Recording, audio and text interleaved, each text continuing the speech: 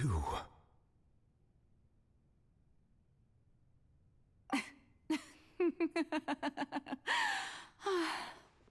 Sorry. That shocked expression on your face is just too amusing. I couldn't help myself. You are not Farina. Who are you? The sweet sound of bewilderment. Marvelous. A sure sign that my attempt to deceive everyone was a resounding success. But to answer your question, I am Focalor. You know, the god. Focalor? Why did you deceive us? Oh, that wasn't my goal, of course. Goodness, no. But I had to fool everyone else too, if I was to stand any chance of deceiving the heavenly principles. Deceiving the heavenly principles? It's all because of that pernicious prophecy. Dreadful, wasn't it? Everyone doomed to dissolve. Fontaine condemned to be flooded. One was not amused. In fact, one was positively bemused when that problem was thrust upon me by my dearest predecessor. That's the former Hydro Archon Egeria for the uninitiated. It hardly gets more disastrous than a preordained national catastrophe, now does it? She knew full well that the prophecy would surely come to pass. And as one of the seven, she also knew full well that one defies the heavenly principles at one's peril. So yes, as you have no doubt surmised, it was a rather impossible situation that I found myself in. I spent a terribly long time mulling it over, alone on the ocean floor. And I was almost growing barnacles by the time I finally realized there was only one possible solution to this confounding conundrum. I had to outwit the heavenly principles, allow the prophecy to be fulfilled, ostensibly at least, while saving everyone at the same time. I'm a genius, I know.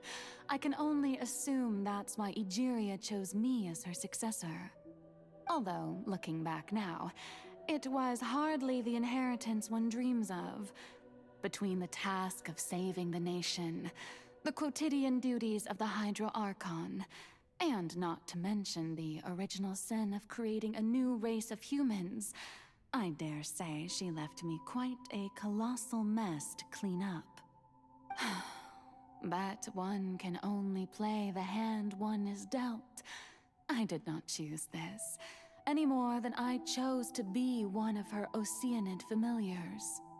So you were also once one of the Oceanids, transformed into a human by Egeria's hand. Yes, I was. I always dreamed of becoming human. And I still do, even now. In my eyes, to be human is to be part of the greatest opera ever known. After becoming a god, I separated my divinity from my body and spirit, leaving behind only a self that was as naive and bewildered as my past self on her first day as a human being. The me you see before you now is that divinity. And the human counterpart I left behind, I named Farina. She could feel joy, sorrow, and everything in between. She could be as vain and conceited, or as meek and vulnerable as she wished. Her strengths were of a kind only a human could possess, as were her shortcomings. But in my eyes, Farina's humanity was what made her perfect. She was perfectly human in every way. The person I always wanted to be. Anyway, so then I cursed her. All part of the plan, of course. The plan to deceive the heavenly principles. Do you still remember the final scene of the prophecy? The Hydra Archon alone, weeping on her throne.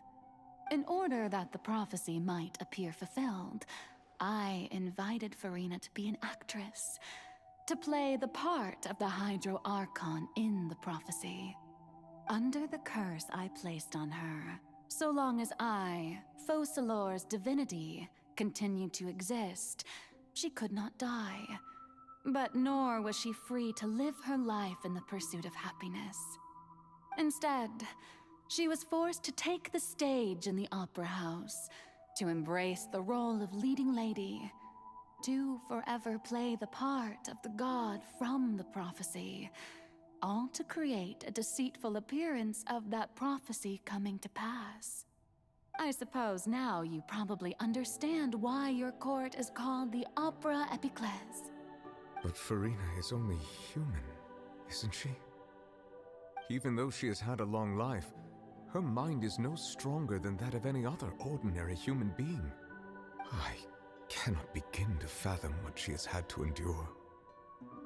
It must have been torture for her. It has indeed. And although she is, in a sense, me in human form, I most definitely owe her an apology for it. It's been 500 years, and all along, she's been playing her part in the most unimaginably long, unbearably lonely, and agonizingly painful opera of all time.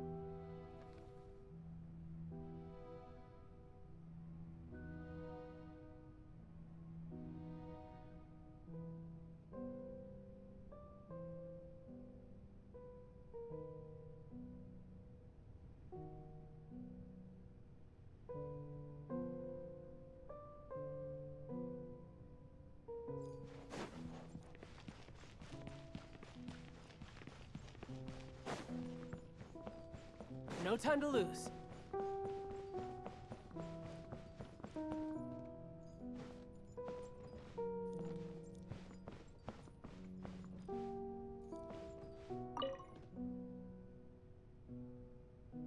Oh? Who permitted you to come onto the stage? Now, I understand your admiration for my august self, but I must ask you to keep to the rules.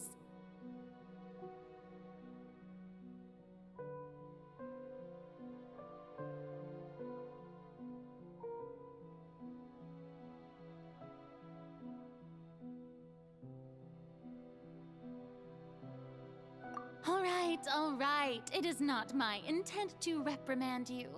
There is no need to state your name. Just be off with you. Do not distract me from my performance.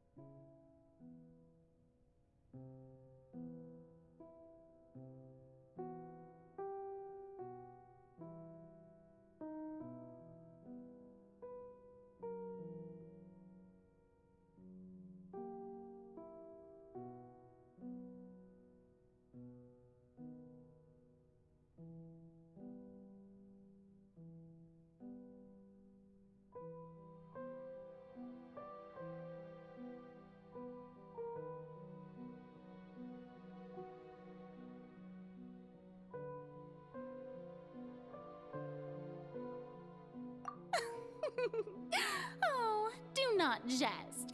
Can you not feel it?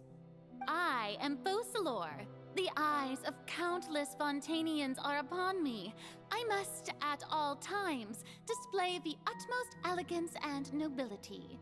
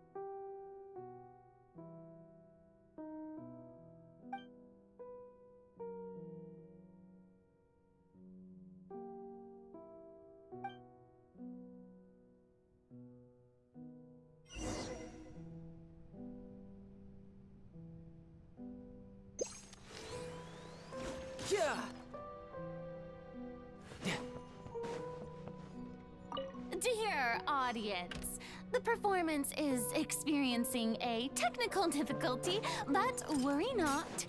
The guards shall resolve it soon enough.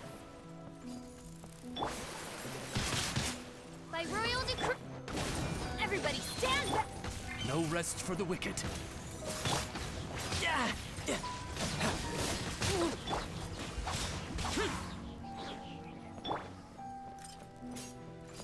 Odds revealed by Riptide! Disappear! Worthless! Worthless!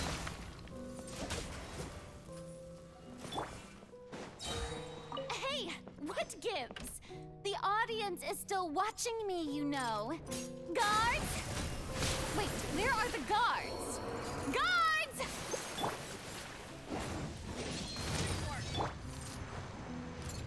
By royal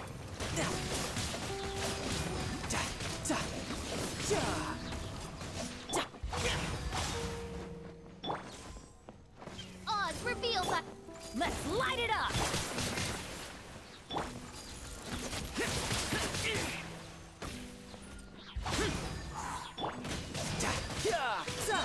Brace yourself! This is gonna hurt!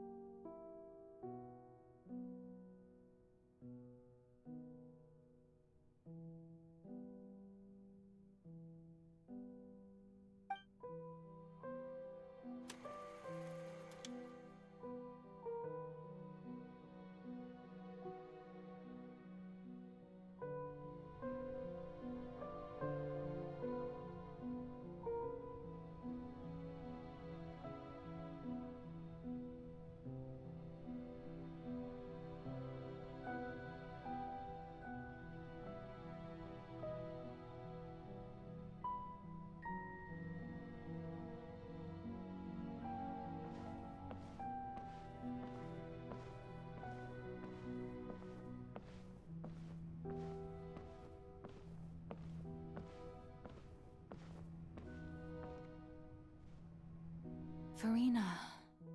Farina. Huh? Who's that? Who's calling me? Where are you? Be not nervous. Be not afraid. I am before you. Wait a moment. You're mirror me? How can this be?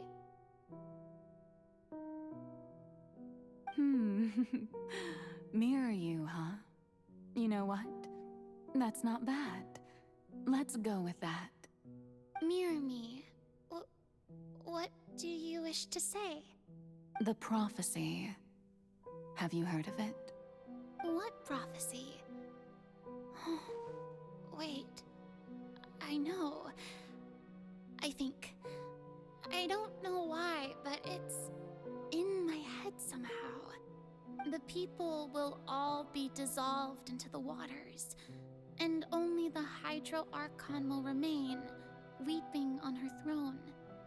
Only then will the sins of the people of Fontaine be washed away.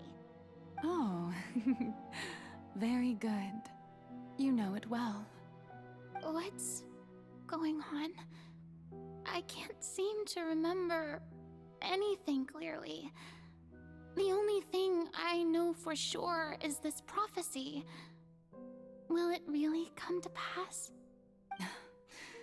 Yes, it will. And that is why I've come to you. Disaster will come to Fontaine sooner or later. Things will develop just as the prophecy declared.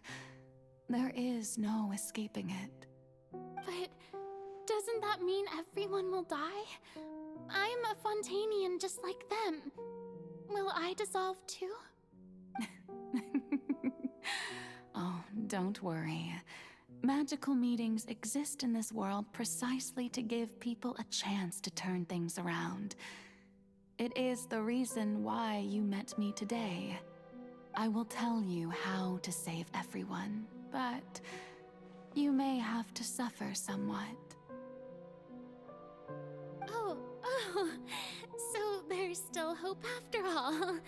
Goodness, you frightened me. You spoke so much and with so much certainty. As for the suffering, well, I will admit that the first thing that came to mind was, why do I have to be the one to suffer? But if the prophecy will come true, I'll also die anyway, right? So if I've already met you as my magical meeting in this world, if there were scales, with all the people of Fontaine on one side and my pain on the other, is it not obvious where the scales should tilt? You truly are the perfect human, my ideal. I suppose this would also be the justice that belongs to you. Huh? Don't worry, it's nothing. Listen well. Fontaine has just lost its Hydro Archon. I need you to play a role, that of the new Archon. Play as a god? That's right. You must begin a never-ending masquerade. You must never let anyone suspect your identity. If you can keep it up, then I shall have my way of defying this prophecy. But should your identity be revealed, then all hope will be lost. But how will I do this? A human assuming the role of a god without being exposed. Don't worry. What you must do is not to turn yourself into a real god. You simply need to play the role of a god as humans imagine them to be. Being a human yourself, I'm sure you already know what such an entity would be like. Remember, your true challenge will not be pursuing divinity, but contending against humanity. I'm still not sure I understand, but I'll try. I'll try to do this. So, how long am I going to have to play this role? To accomplish this mission, you will have to stay on the stage for many, many years. You will endure and not grow old until your task ends. But I promise you, all will eventually end in a magnificent and dramatic trial, and everyone will be saved. A trial, huh? How exciting. I'll be looking forward to it.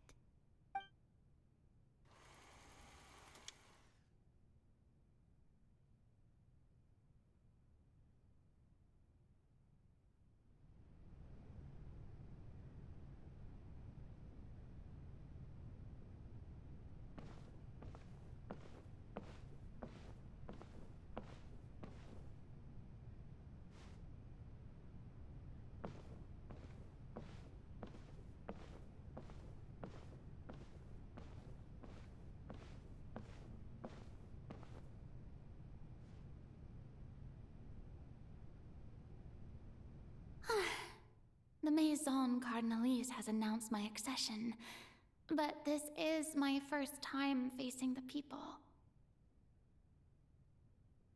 What should I say to most appear like a god? To be honest, I still don't know.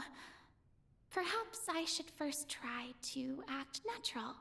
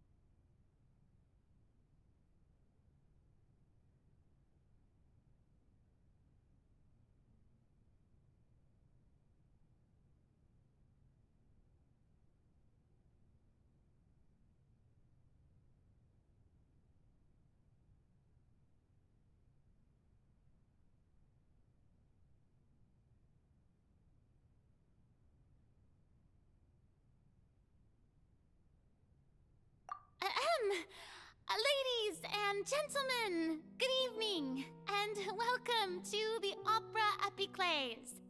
I'm sure you've all heard about how I have taken on the role of Hydro Archon. Indeed, I am Verena de Fontaine, your new Archon.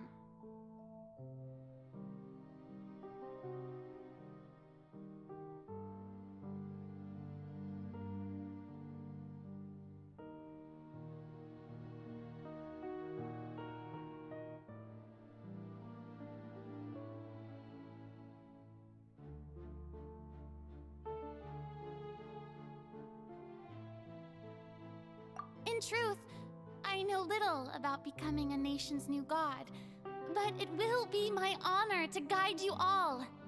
As the god Focalor, the god of justice, I shall do all within my power to lead you into an age of fairness and justice.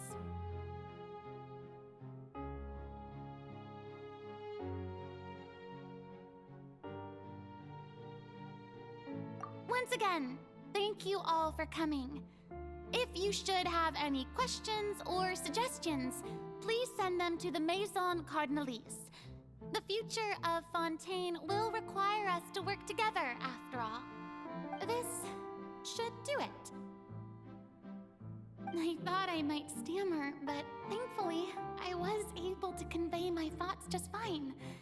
Okay, and next. That's the new Hydro Archon. Is this some kind of joke by the Maison? I would have thought that a being that surpasses humanity would be a bit more assertive. Hey, did you hear that? She even told us to send her suggestions there at the end. Shouldn't gods be all-powerful? She's being so modest. What's the difference between her and an ordinary person, then? If you ask me, perhaps the succession didn't actually happen. She might just be a Maison-backed puppet.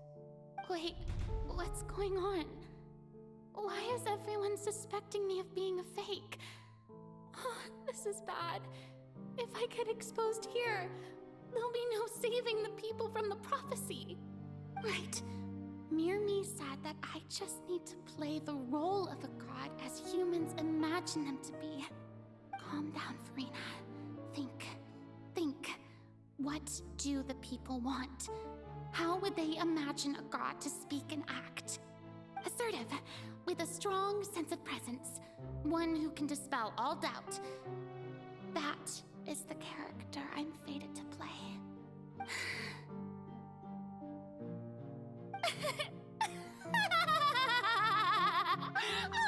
Oh, very good, my people. Only ones such as you are deserving of my rule. Now, I was wondering if some weak puppet were to one day come onto the stage and claim ownership of this opera house, would the children of Fontaine follow them? Well, it seems that you would all see right through them. Having passed my test, you are qualified to witness wondrous trials alongside my august self, here in this opera house. You may consider my previous act a door gift of sorts. I thought it was a debut that suited the atmosphere. Now then, let us be reintroduced. Ah, so that was just a performance. How could I have forgotten that we were inside an opera house? A personality? It's quite shocking, to be honest, but I suppose it's a better look than before. Such a fascinating and bold deity. How wonderful! Our future may yet be bright after all. It seems I've turned them around. Best follow this flow and restart my accession speech.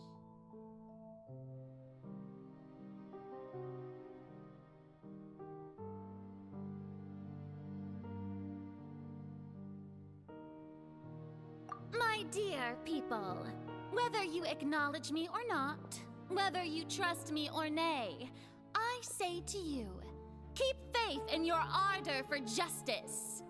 We have heard it said that this nation's sins can no longer be washed away. Well, I say that justice is most fragrant when it blooms amid sin.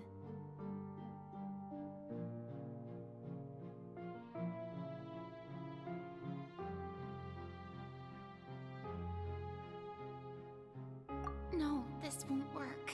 They'll suspect me again. I must play the role that they want me to play.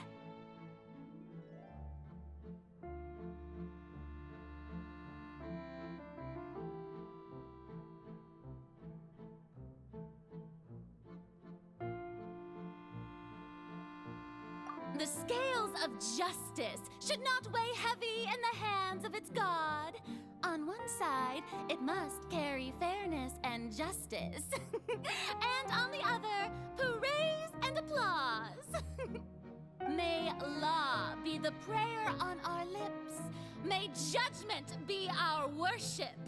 Let us light the fires and drink to the future of Fontaine.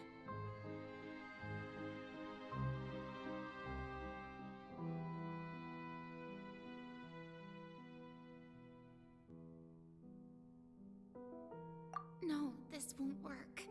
They'll suspect me again. I must play the role that they want me to play.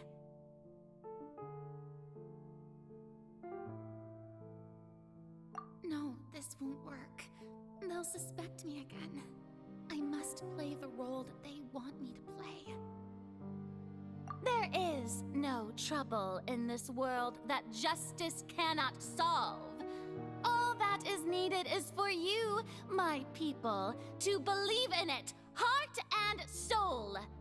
So long as I, the Archon Focalor, stand within the Opera Epiclese, so long as I stand before the Oratrice, I shall even judge the gods of this world!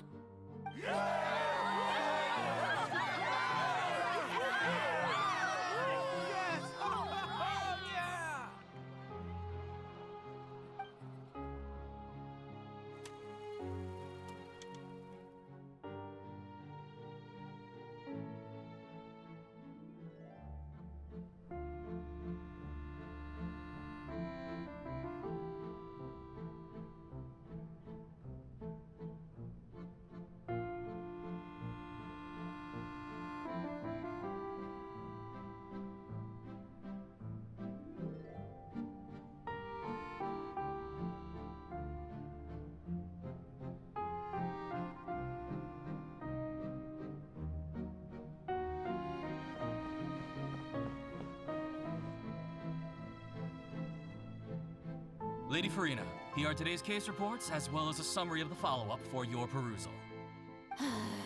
Come now. Was I not just at the Opera House in person? Leave these kinds of things to Neuvillette.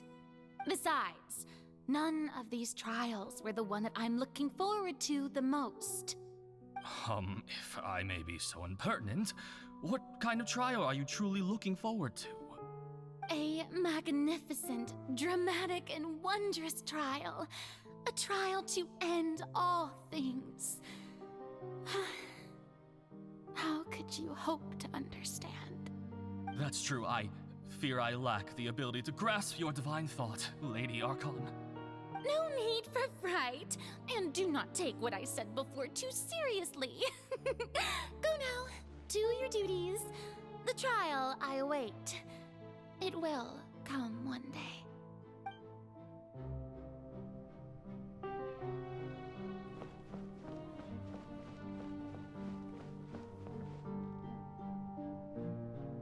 Lady Farina, I don't know what to say.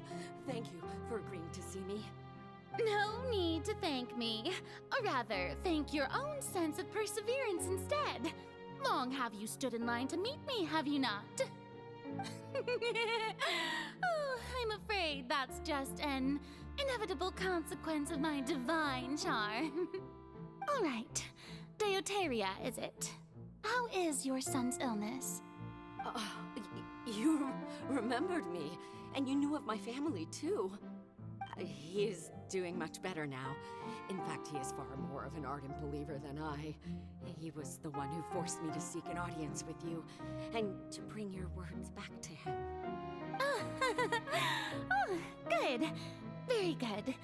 If this should happen again in the future, please do not hesitate to come and tell me. Going down to citizens' homes every so often, while not usual practice, should serve as a fine change of pace. You're such a gentle and wise God. Thank you once again, on behalf of my son.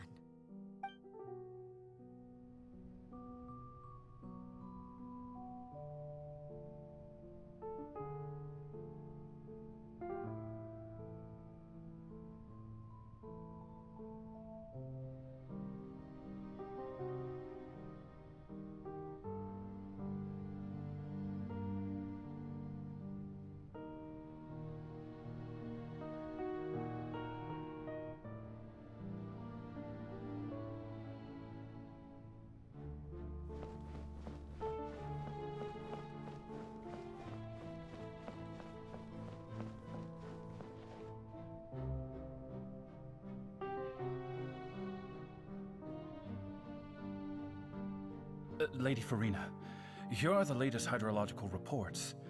As for the specific parameters you asked to take note of, I'm afraid things still don't look good. I see. It's as I thought, then.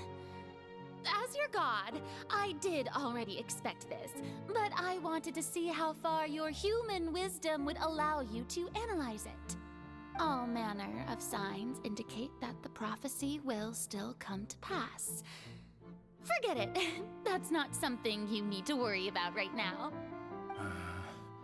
Well, as I understand it, the Fontaine Research Institute is also trying to find a way to counter the rising water levels. Really? Have they found anything? I'm afraid that they haven't found any effective solution thus far. Oh, is that so? Well, no wonder. This issue has reached the realm of the gods, after all. Still, their spirit is praiseworthy.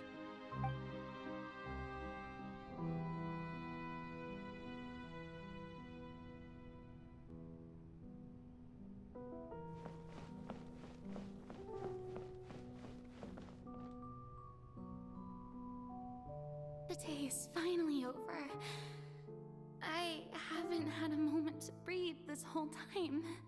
But it's good to see that everything's getting on track. There are no longer any voices of suspicion. Maybe this is fine. I just need to keep going, and everyone will be saved. All right, Farina, don't think too hard about this. You need rest. Tomorrow's a new day.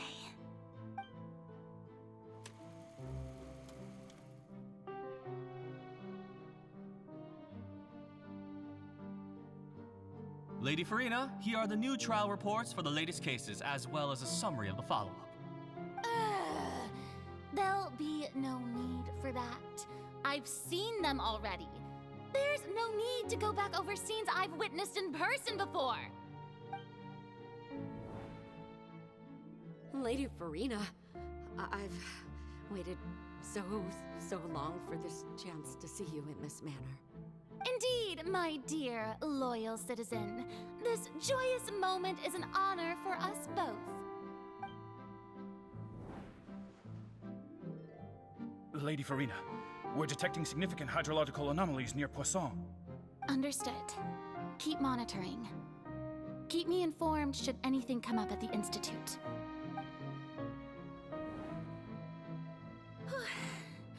I don't think I let anything slip today. I must show the people that there is nothing to worry about. I just don't know when these days will end. I feel utterly exhausted. Best to rest early today, too.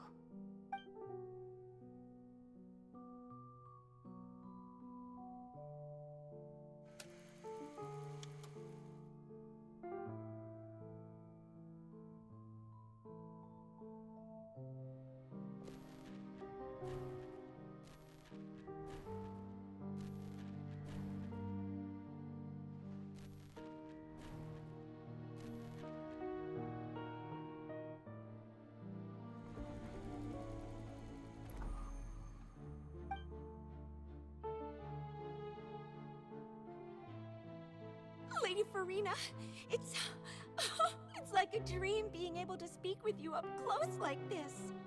I've heard that the first member of our family who was honored to receive an audience with you was Madame Dioteria, almost 20 generations ago.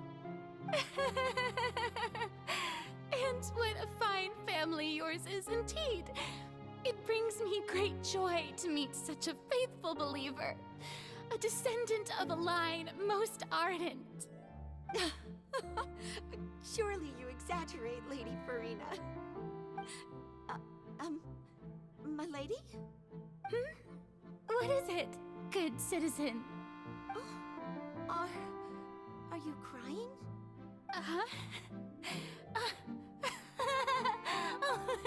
really now? I didn't even notice. This must be the overflow of hydro from my person. Well, can't quite help being the god whose dominion is the waters, can I? No wonder. No wonder. A manifestation of your power, then. Oh, Archon, I am honored to have witnessed it. Honored indeed.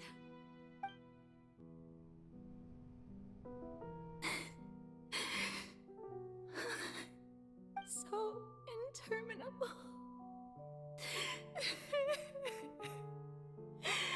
So lonely. Just how much longer? Hundreds of years must have passed by now.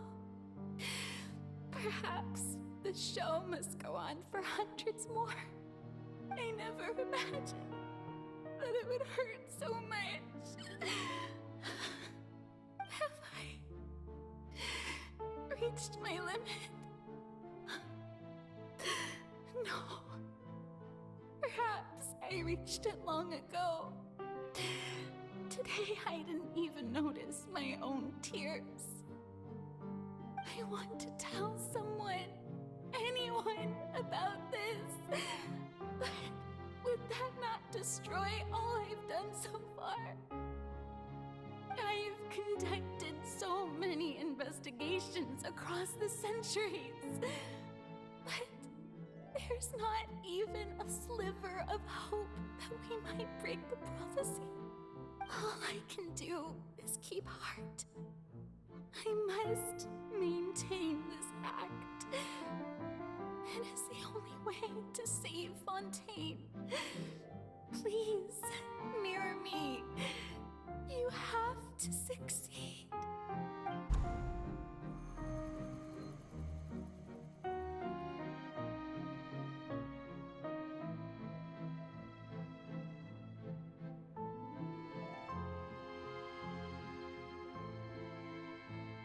Farina, you don't have to shoulder this burden alone. Although I don't know what you might be keeping from everyone.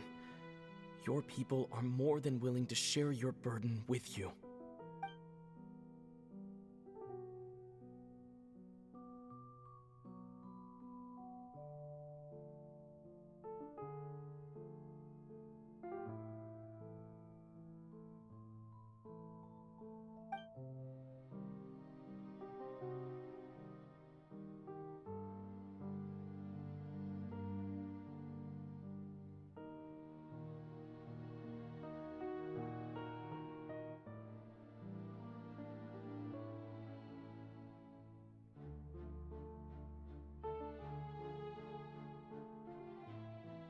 Share my burden.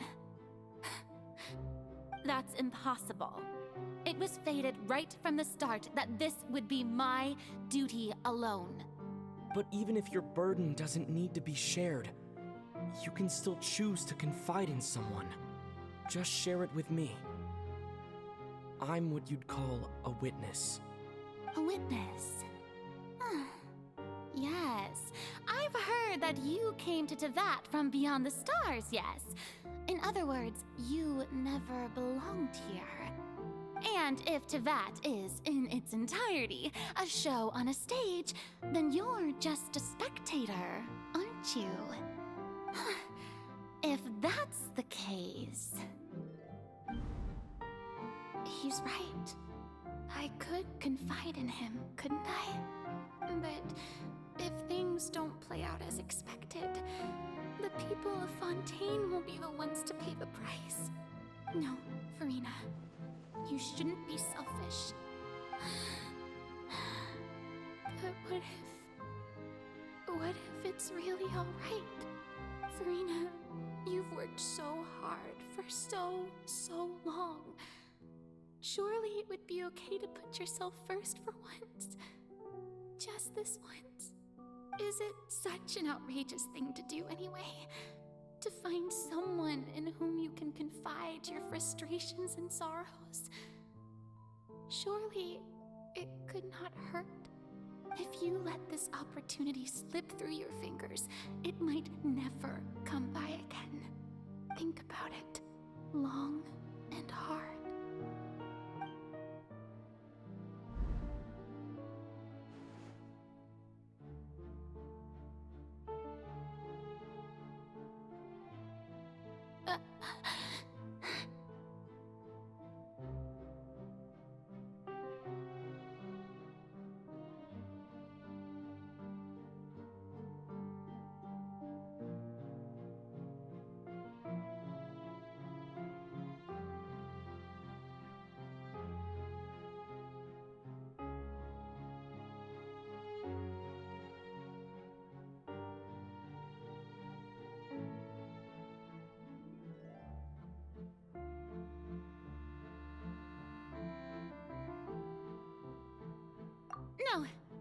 have nothing to say.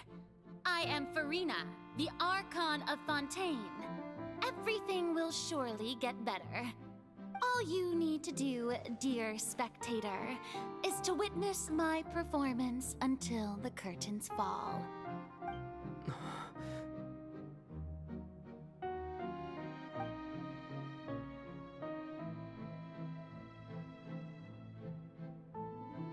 Fine.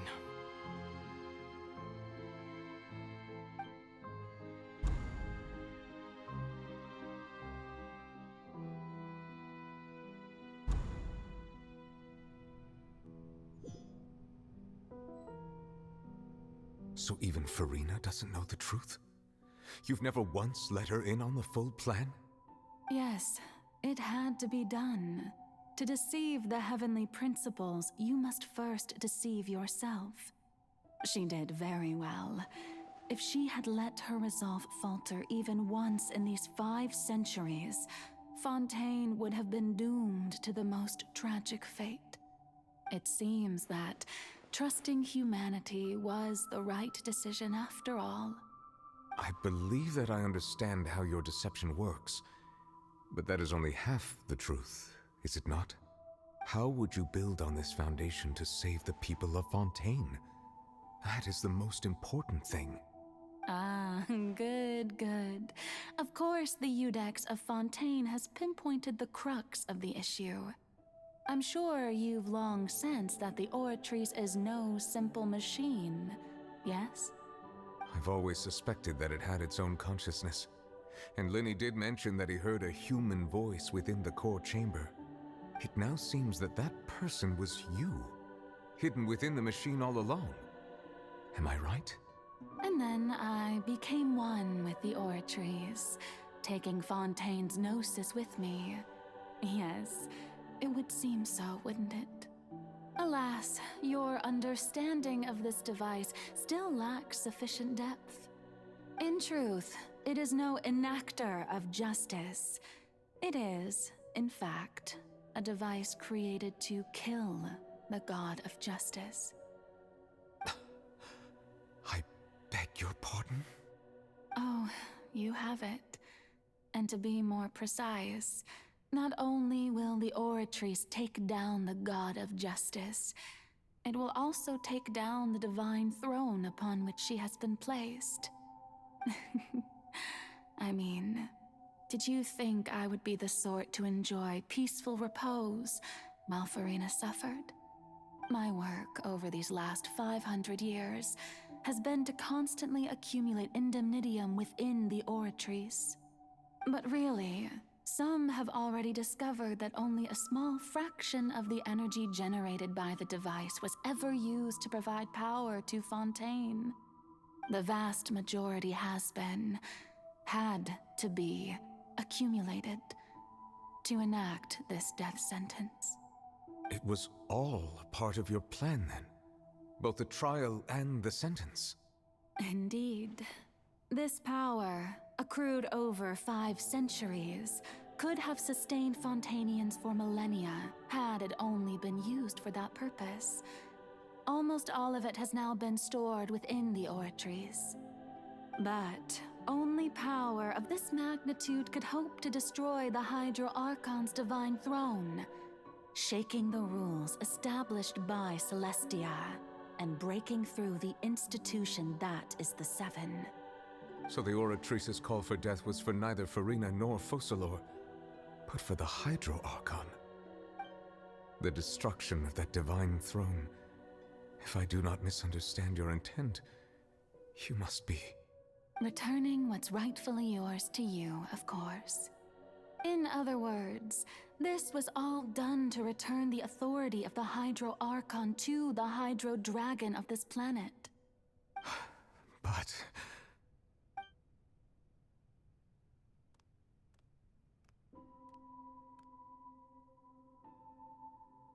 Oh, what? Getting sad again, are we? The authority of the ancient dragons shall soon be yours once more, O Hydro Dragon Sovereign. And this is the face you make.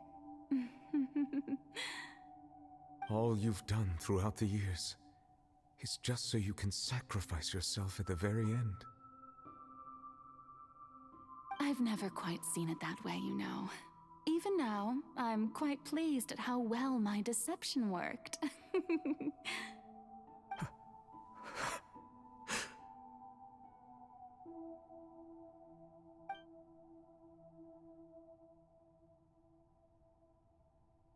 Hydro Dragon, don't cry. I must say, had it been within my rights, I would have loved to judge the heavenly principles themselves. Were they not guilty of essentially the same crime? Egeria stole the power of the primordial sea, and the heavenly principles stole the power you ancient dragons possessed.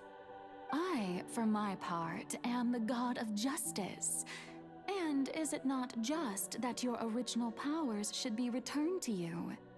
Speaking of justice, I have always believed that justice lies in the process of pursuing human existence itself. So, if the theft of the primordial sea's might was Fontaine's original sin, then, leaving matters of procedural right and wrong aside, the descent of the Fontanians as humans and their right to exist in this world would be Fontaine's original justice. In other words, existence was Egeria's justice, and to me, justice is the continuation of that existence. Defying the prophecy and ensuring that Fontaine's people shall live on, that should be the justice enthroned over all others. At this point, we, whether it be myself or all other Fontanians, have shouldered the burden of this sin for far too long. Iudex Neuvillette, the highest judge in our land, when you regain your full power as an elemental sovereign, what verdict shall you pass upon us? So when I was invited to the court of Fontaine to serve as Iudex, I see now that that was your idea too. At last, I now understand the true purpose behind this position. In the beginning, I was uninterested in human existence. But these 5 centuries of living alongside them have gradually brought about mutual understanding between us. And I have even attempted to feel as they feel. You are a devious one, Fussalor. Things being as they are, surely you know that I could never declare them to be guilty.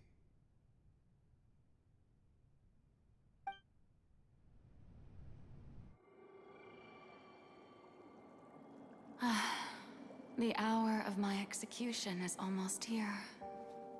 For the sinner, the curtain call has come. I know I may not sound it, but faced with death, I find myself a little afraid. Perhaps this is one thing both gods and humans have in common.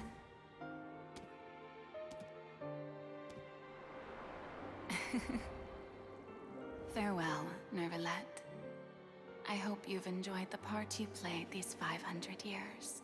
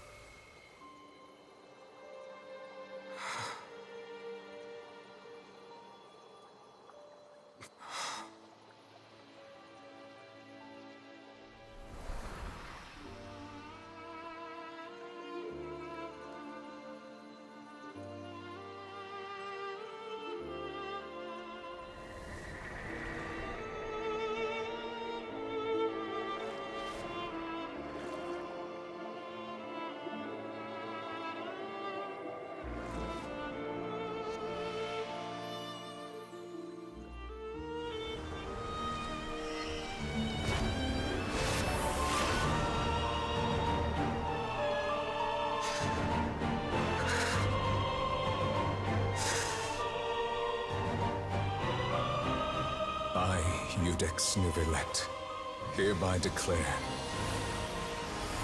people of Fontaine, your sins are forgiven.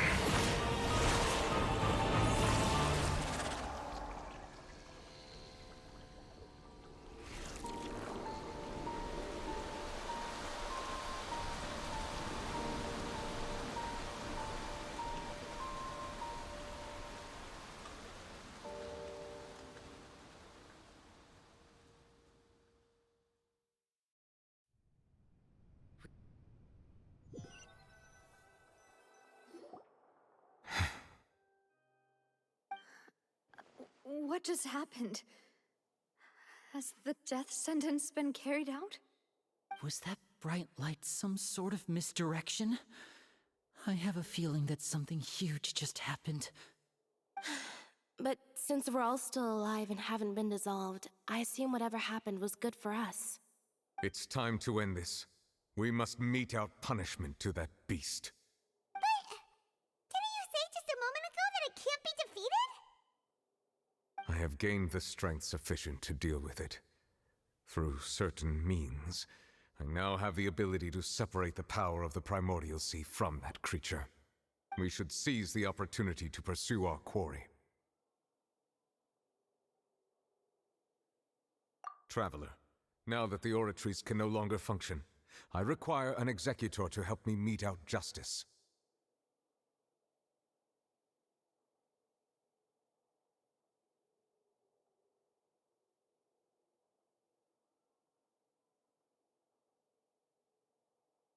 The root of the calamities befalling Fontaine, the beast that enacts the prophecy. Its name is the all-devouring Narwhal. Come with me, traveler. The hour of execution has come.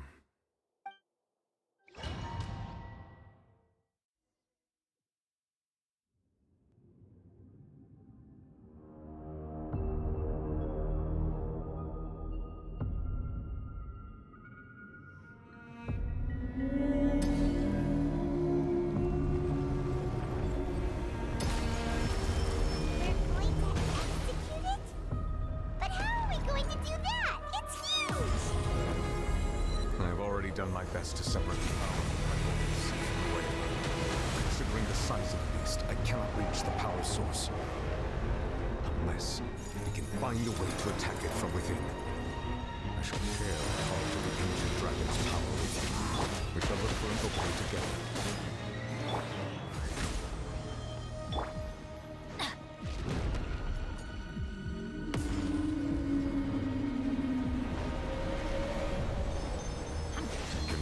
Sorrow turning into hostility.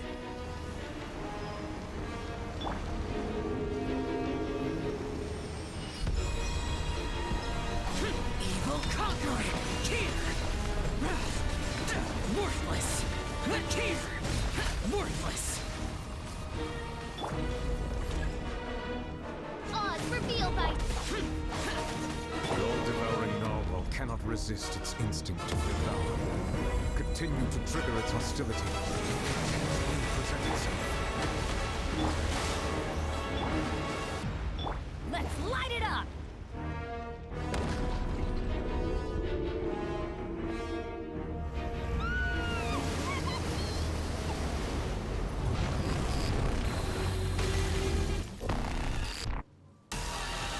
Why is there a hole thingy over there?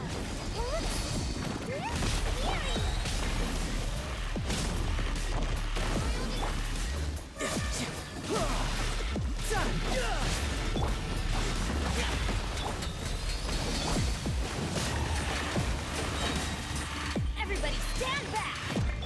I have granted you my protection. Do not fear. Seize the moment and use my power to suppress its root from within.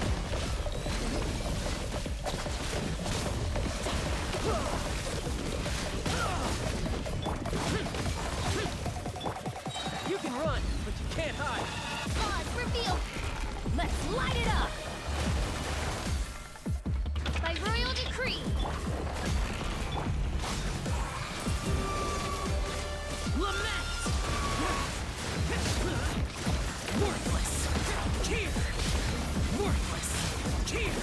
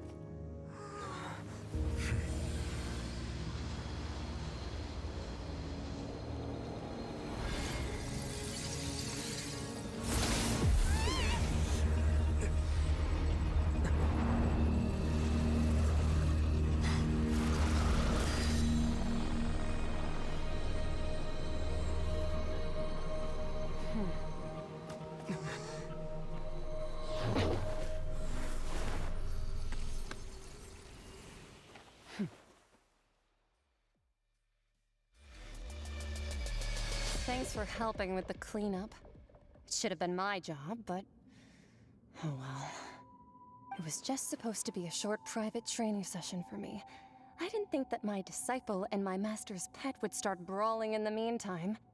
Well, actually, I had a feeling that it would happen at some point, but they bumped into one another earlier than I thought. What a blunder. I suppose I'll have to swing my sword 3 million times as penance.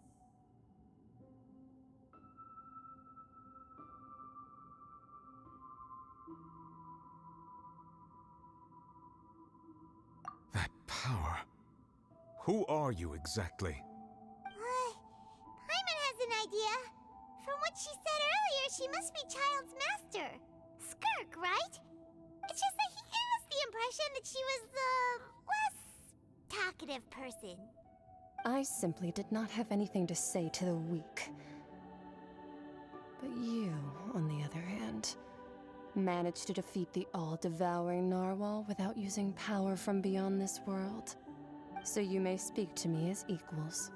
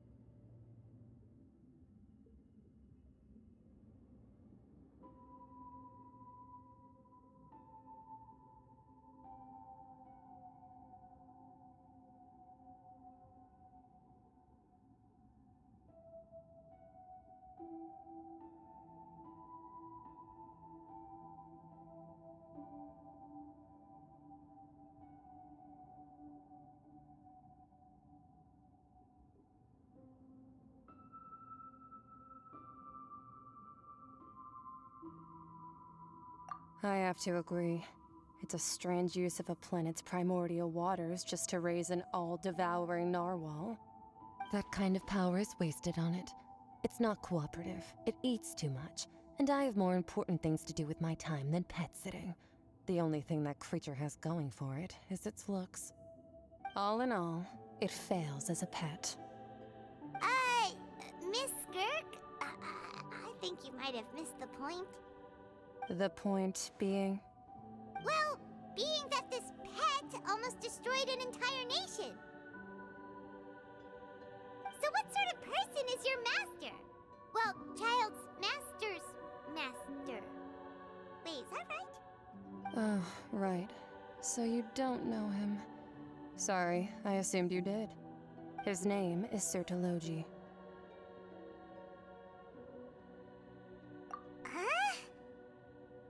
I am unfamiliar with that name. Huh. So Master isn't sufficiently famous. How should I describe him then? Have you heard of the name The Fowl? The Fowl? Still nothing? Well, how about The Visionary? Vetterfulnir then? Or Gold Rhindaughter? Ooh, that one we've heard! Rhindaughter's part of the Hexen Circle. She's Albedo's mom, right? Oh, so you do know that name. To be honest, I also heard all of those names and titles from my master. I don't actually know them either. But I suppose you understand now, yes? My master is likely a similar sort to Rhindaughter. They are both pursuing some form of perfection. Wait, didn't you also mention a visionary person? Paimon didn't quite catch their name. Actually, never mind that. I believe it expedient to inform you that the all-devouring narwhal used up nearly all its strength fighting you. Such roiling hydro energies will prove difficult for the planet's deep seas to digest. As such, the fontaine back on the surface has most likely been thrown into chaos. In other words, the prophecy that you've been fretting over should now be in full swing. What?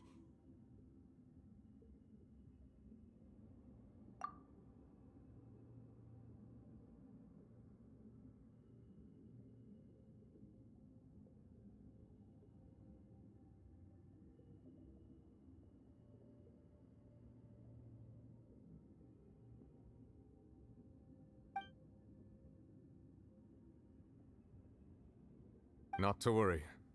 Focalor has already managed to deceive the heavenly principles.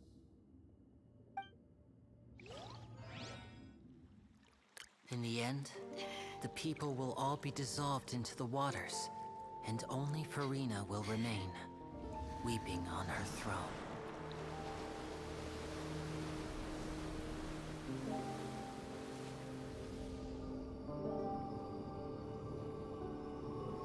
Only then will the sins of the people of Fontaine be washed away.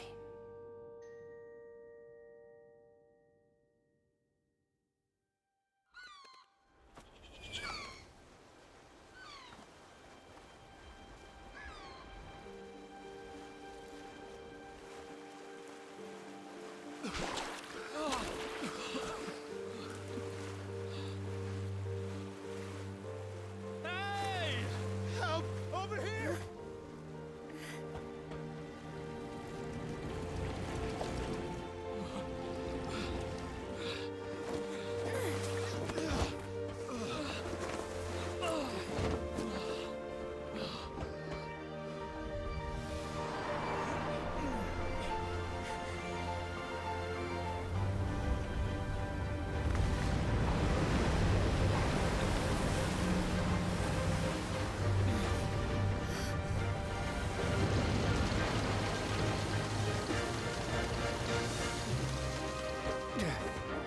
All hands, initiate emergency rescue!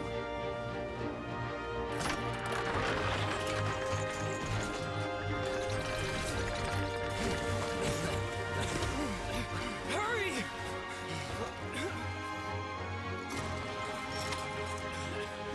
Hey, lend a hand!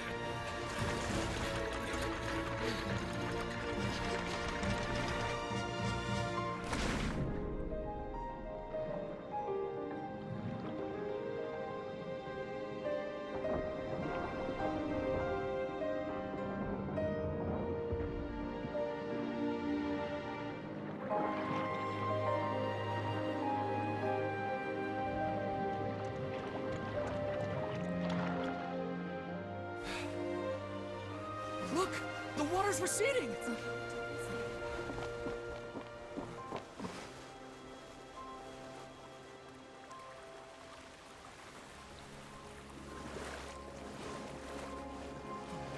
It's a miracle! Water's receding. We didn't dissolve. The prophecy was wrong. The prophecy was wrong.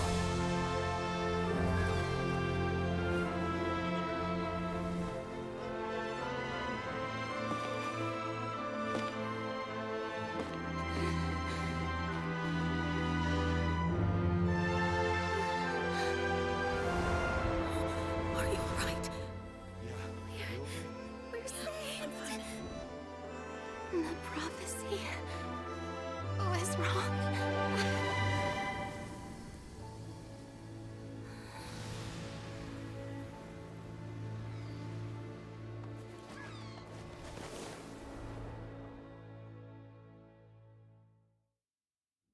The damned.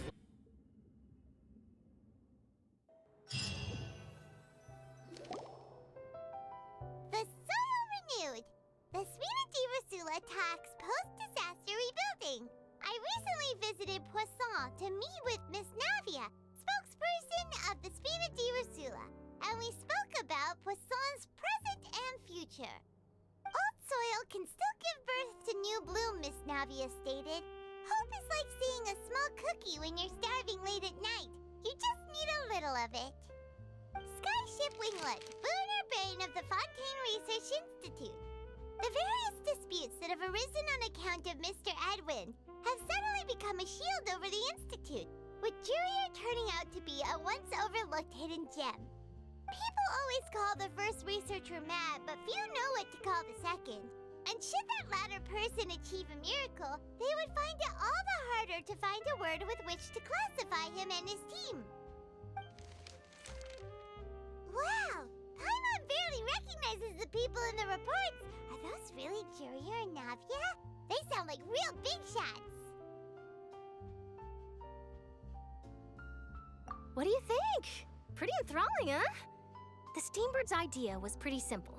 with a disaster just having passed, we would print a free edition packed to the margins with good news to calm people down.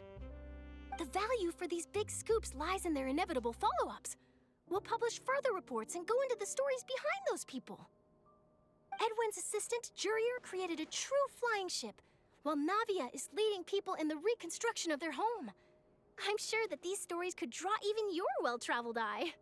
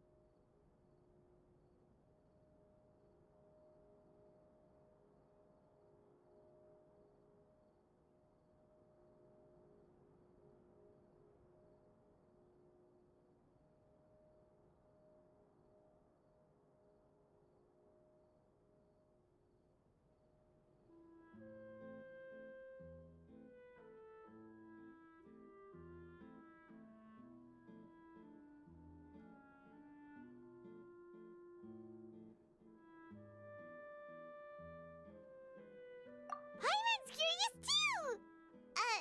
Wait a minute. Didn't we watch everything happen from start to finish? What's there to be curious about? And that's exactly why I'd like you to come conduct interviews with me. You're the best incubators of news, if you haven't noticed. And also, with you around, I'm sure I'll get to see that Duke. Are you sure? Hasn't he turned you down several times already? Oh, this time will be different. Come on, let's head to Poisson first, and then make a trip to the fortress. There are some things you'll only know when you get there.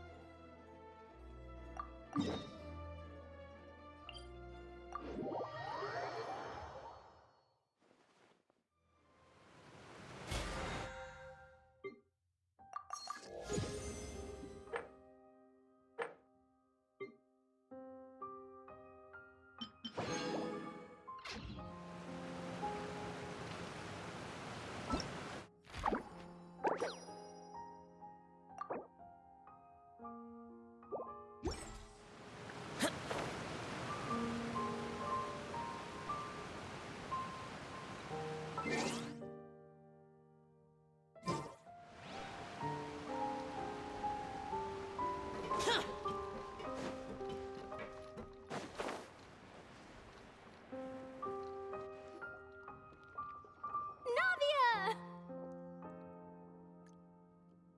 Oh, it's you.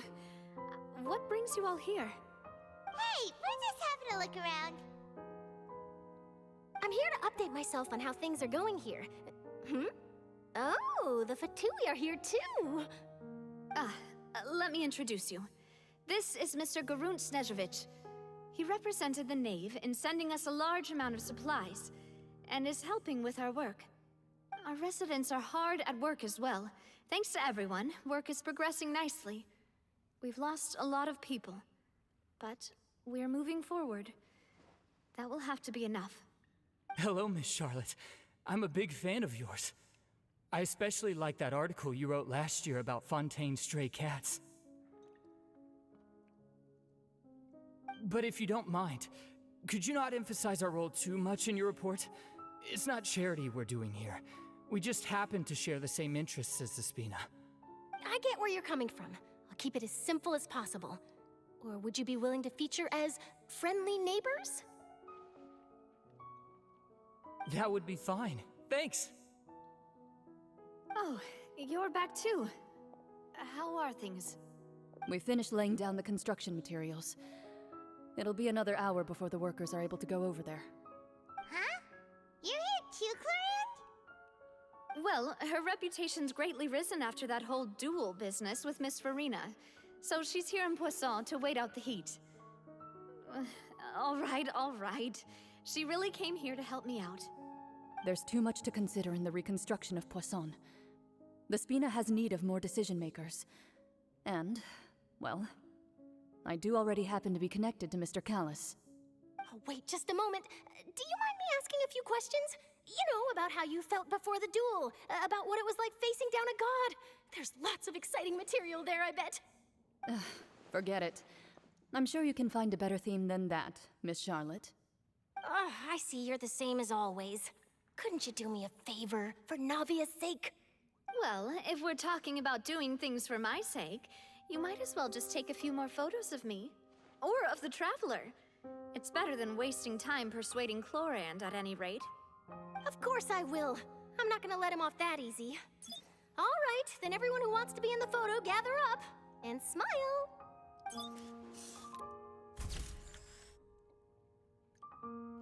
How did it go? Was it a good shot? Did Paimon look cute in it?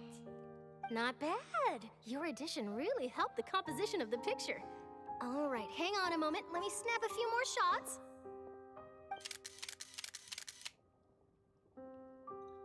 All right, that should do it. I'll be back here later anyway, so let's call it a day.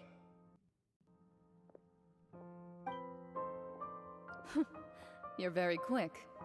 Speed is of the essence when it comes to the news, and freshness is the key. Also, not to brag, but I'm pretty good at building connections. Who knows? I might eventually get that interview with you after all, Miss Chlorand. Wow, you really do have that never say die spirit. I'm impressed. I'll hazard a guess that this is how you got that interview at the Fortress of Maripede.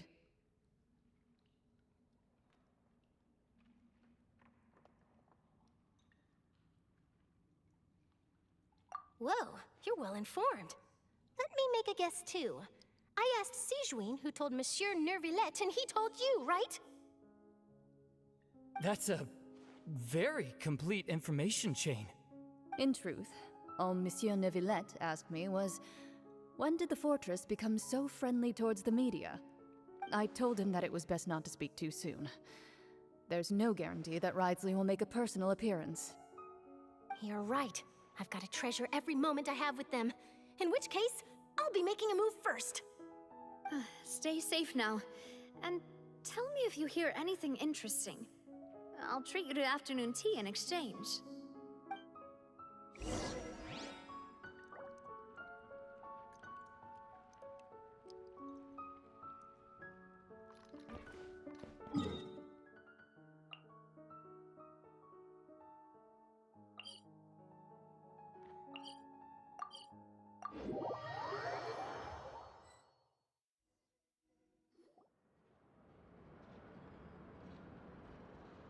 Wow, guess we're here again, huh? There's a real nostalgic feeling to this place. Looks like you've been missing us. Duke! Did you come all the way to the entrance to greet us? Of course. I'm here to welcome you and our dear Miss Charlotte, whom our good head nurse recommended to me. It's an honor to finally meet the much-rumored Duke. Thank you for consenting to my visit to the fortress, sir. No need to thank me. But that said, I shouldn't be the focus of your interview. I trust you recall our agreement?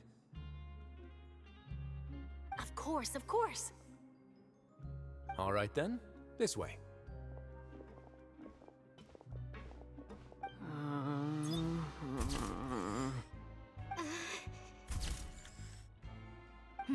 Hey, no need to be so nervous. I've already taken all the photos we need. Miss Charlotte, do these pictures really need to be published on the cover of the Steambird? It would seem that Miss Lorvine doesn't want her face to appear beside that of Mr. Jurier, Sir, please don't say things like that. But it looks like dear Mr. Jurier denies it. Might this interview be very important to you then? No, I just... this is my first time being interviewed, and I'm very thankful to the Steambird for... Now, I might not look it, but I actually did meet Mr. Edwin once. And I'll be honest, I enjoyed chatting with you more. You've definitely got more of that genius vibe going on. The boat that brought about a miracle, the ark that saved the people. Why, you recreated a myth back there, like an emissary of legend. Still, if I might ask, where's that flying ship now? Huh.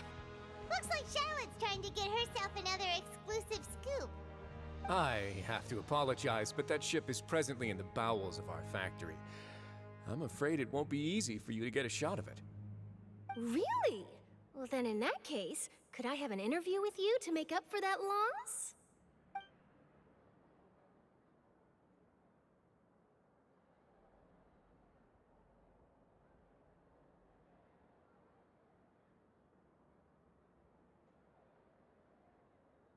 You already know my answer, I'm afraid. Best you interview our head nurse instead. Or perhaps you'd like to take another photo of this couple of researchers? Did you really have to use the word couple? Well, then, 2 solo photos will do. Is my hair messed up? Please, someone help me have a look. Things sure are getting pretty lively here. We've seen this kind of thing before. Oh, seems like everyone's here. Would any of you like to try this new drink I came up with? Ah, Siegeween. Hey, Miss Charlotte. Why don't you, take some pretty photos of our head nurse? Sure. Come on, Miss Siegeween. Over this way. Let's find a brighter spot. Huh? Sure. Do I have to smile? So, how have things been at the fortress?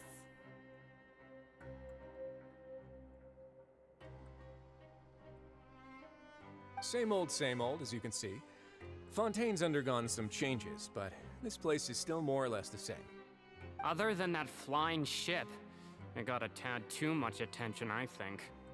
That's why I decided to let the interview go through. We should direct more public opinions toward the behind-the-scenes heroes. Am I right, Mr. Jurrier? Miss Lurvine? You're too kind, sir. I believe that you too should have your day in the sun. Not that you would want that, which is a pity. I'll just leave the spotlight to you two.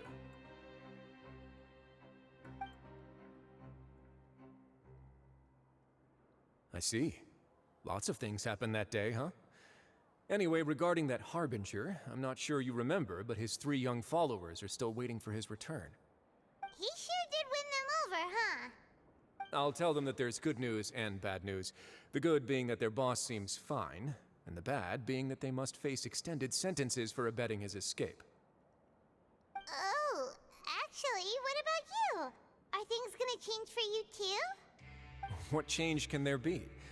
The fortress will keep chugging along, and so will my duties. As to what Miss Farina's departure will mean for the nation, and if our laws and governance will be transformed, we'll leave those to the folks in the overworld. Hey everyone, the photo shoot's done. Good. In that case, let's call it a day here. Thanks for your cooperation. Come on, Traveler, let's go. Till next time, everyone. There'll be a next time? Maybe. Who knows? I might write a story about the underwater factory next time. Until then. All right. Last stop, the docks.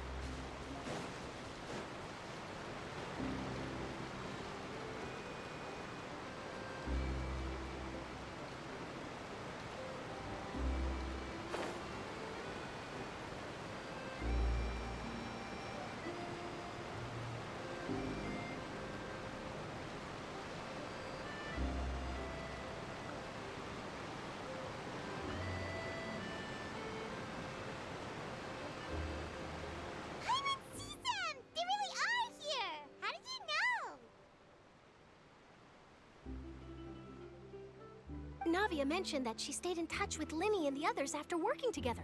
Apparently, they've been at the docks distributing these strange pockets the whole time since. Traveler, Paimon. Ah, and Miss Charlotte, too. Would you like a magic pocket? What sort of gadget is it? It's a wondrous bag that can be used to carry many things. The water level has returned to normal, but if you see any of your things floating around, you can use this to carry them. Or you could trick a friend into doing it for you. Trick a friend? I wonder which of my friends would fall for that.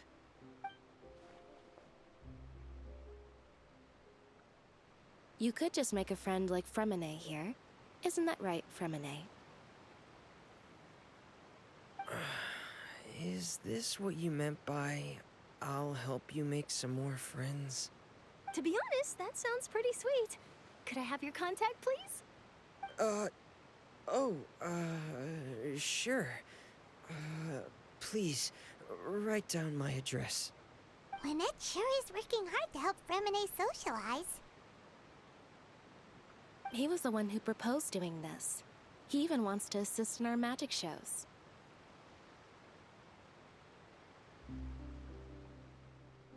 Yes, I was planning to first introduce Pear as an assistant, and later Fremine himself. In the future, I think we can leave underwater escape magic to him too. That said, would anyone want to see a diver escape underwater? Oh, it'll work out. Every journey begins with the first step. He'll become a part of our show eventually.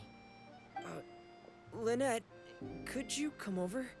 Miss Charlotte says she wants to take a picture of us. Got it. My, that Charlotte is rather perceptive. She got rid of everyone the moment she realized I had something to say to you. So, how have things been, Traveler? Father says that you did a great deal during the latest events. She's very grateful for your contributions to Fontaine. That's all right. We were more than happy to help. So, what's she doing now? Oh, I guess you haven't heard. Well, after Lady Farina left, Father and Monsieur Neuvillette opened negotiations, during which he gave Fontaine's gnosis to her as a diplomatic gift. A diplomatic gift? A gnosis? Yes, I was quite surprised at first myself. But when I thought it over, there were actually a number of things going for it. It could have been done as an apology for the incident with Lord Child, or as thanks for his help in tying the all-devouring narwhal down. Furthermore, Father did also lend significant aid to Fontaine and Poisson. Well, that's true, but this is a gnosis we're talking about. Doesn't this seem a bit irresponsible? I would agree, but I've also heard that it seems that Monsieur Neuvillette has had a significant change of heart regarding the matter. So there's some reason for this that only Neuvillette knows about? I suspect you'll have to ask him about that yourself. Ah, yes, speaking of which, I did see him strolling around the entrance to the Fortress of Meripede a while back. Isn't he real busy and stuff? Paimon didn't think he'd have the time for that. But back to the topic. The gnosis was given to the knave, right? What about Child? They say that he's returned to Snezhnaya to recover from his wounds. I hear that the recent disaster really did a number on his health.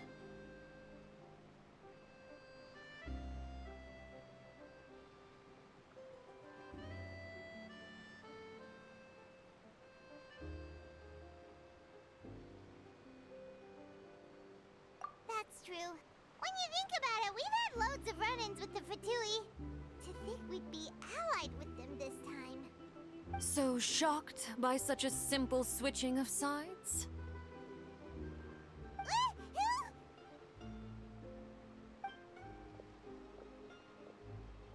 Father! Well, what do you know? Come to the docks to see how my children are doing and meet the Traveler by chance. Please do not pay my accomplishments in Fontaine too much mind. I would have done them regardless. us back to Snezhnaya? That is our duty as harbingers, yes. Don't be too preoccupied with sides. The goal of the Fatui concerns not a single place or person, but the entire world.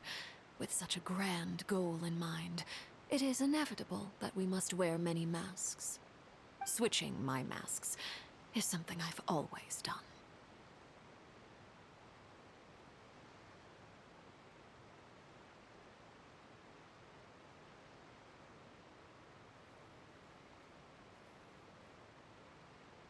Well, that depends on many things. No one truly knows what the future holds. What good is honesty if you can't rely on it forever?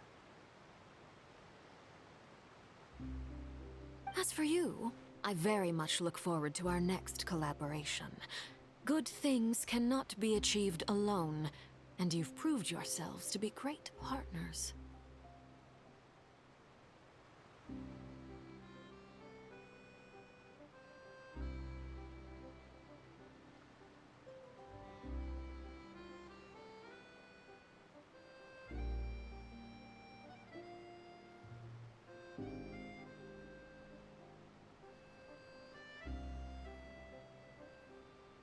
A vision?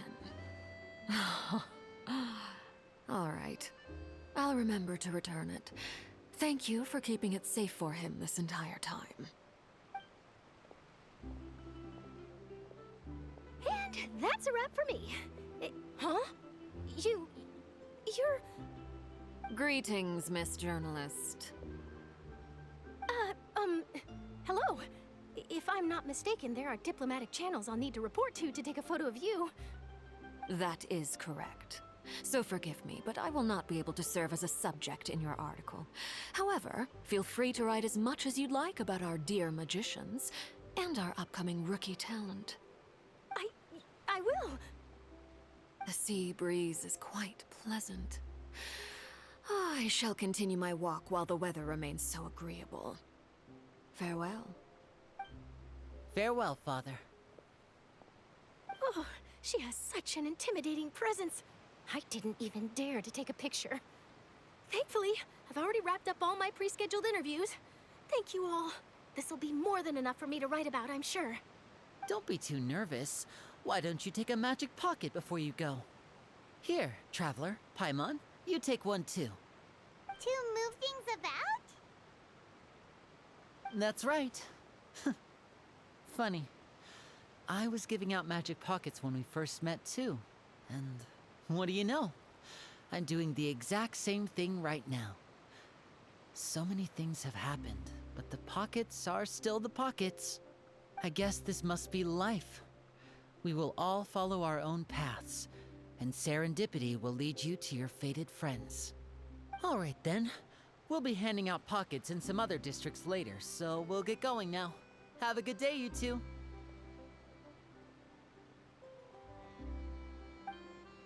Well, guess we sent Charlotte off. Shall we go see what Neverlette's doing? As long as he's not so busy that he doesn't have time to chat anyway.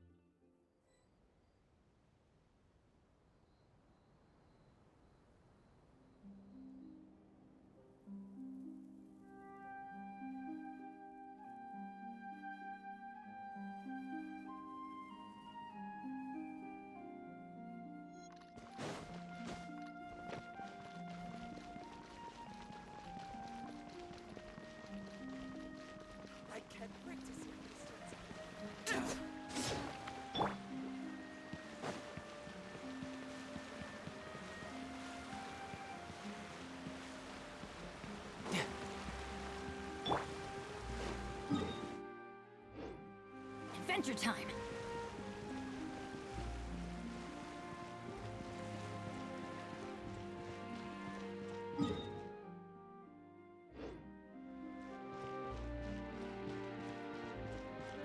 The entrance to the fortress! Ooh, he really is there!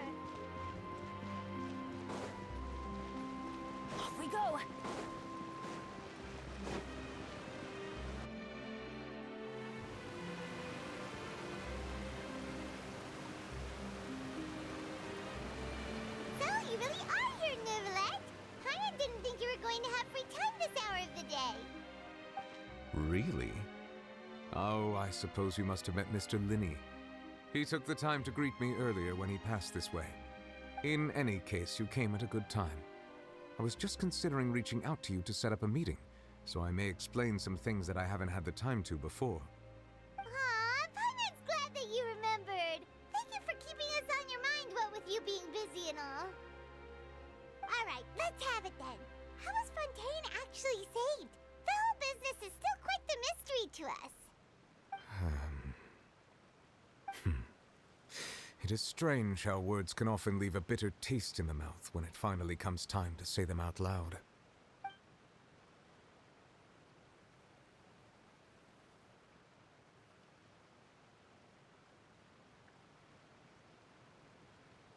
Whoa.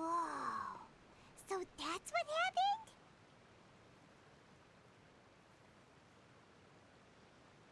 Focalor destroyed the divine throne of the Hydro Archon and restored your power to you, transforming you into a fully fledged elemental dragon sovereign. But Paimon still doesn't quite get what you did to save the Fontanians from dissolving. For me, the authority of the ancient dragons refers to absolute control over the hydro element. Fontanians were incomplete humans born of Egeria's use of the power of the primordial sea, with constitutions similar to that of mimics. But so long as those primordial energies remain within them, I could use the ancient dragon's authority to grant them true blood, after the fashion in which life was first brought into being on this planet. In other words, when I gave my verdict, Fontanians became true humans, and thus would naturally no longer be dissolved by water from the primordial sea. Focalor must have counted on you to make that decision as well. Your verdict was the key to making the prophecy appear to have come true while saving everyone.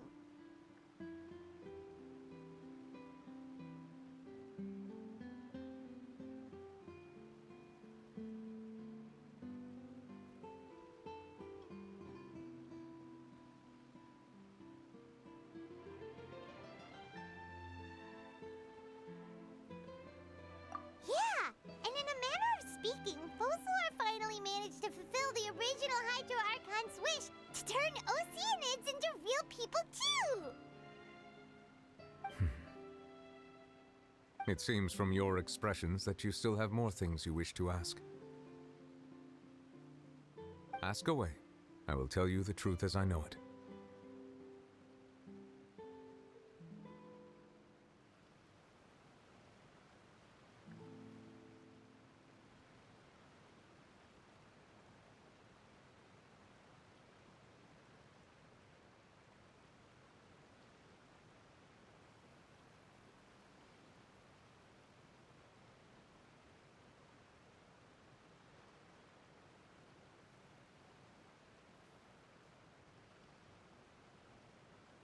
I have investigated his case along many avenues, and I have learned that he once fell into an unknown chasm when he was young.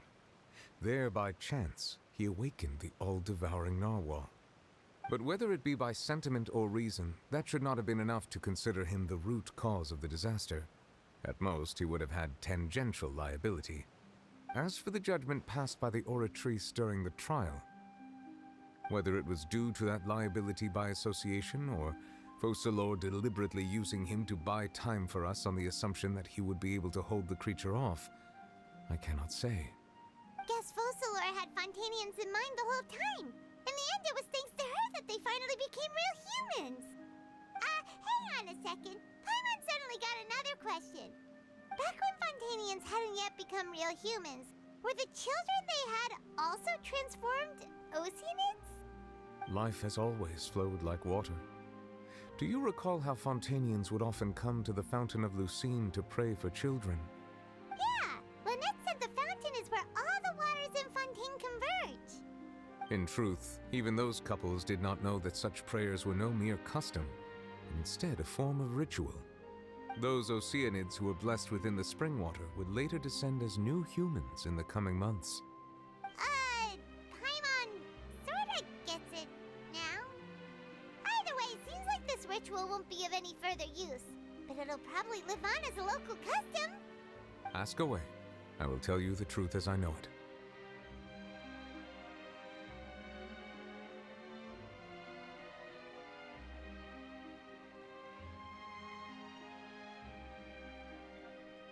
I have investigated his case, but whether it be as for the judgment path, whether it was due... Guess Fossilor hang on a sec. Back when Fontaine... Life as always. Yeah, Lynette's... In truth, those OC...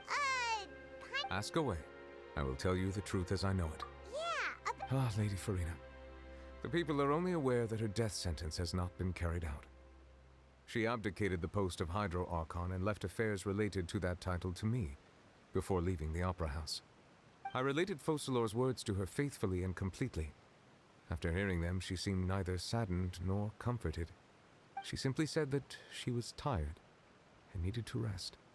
Having said that, she then packed her things and moved out of the Opera House, not unlike how an ordinary person might. But she's still got a place to stay, right? You need not worry. I will make arrangements to ensure that she will not want for food, clothing, board, or travel. In truth, I am somewhat happy for her. The wear and tear on her spirit will, of course, take time to heal.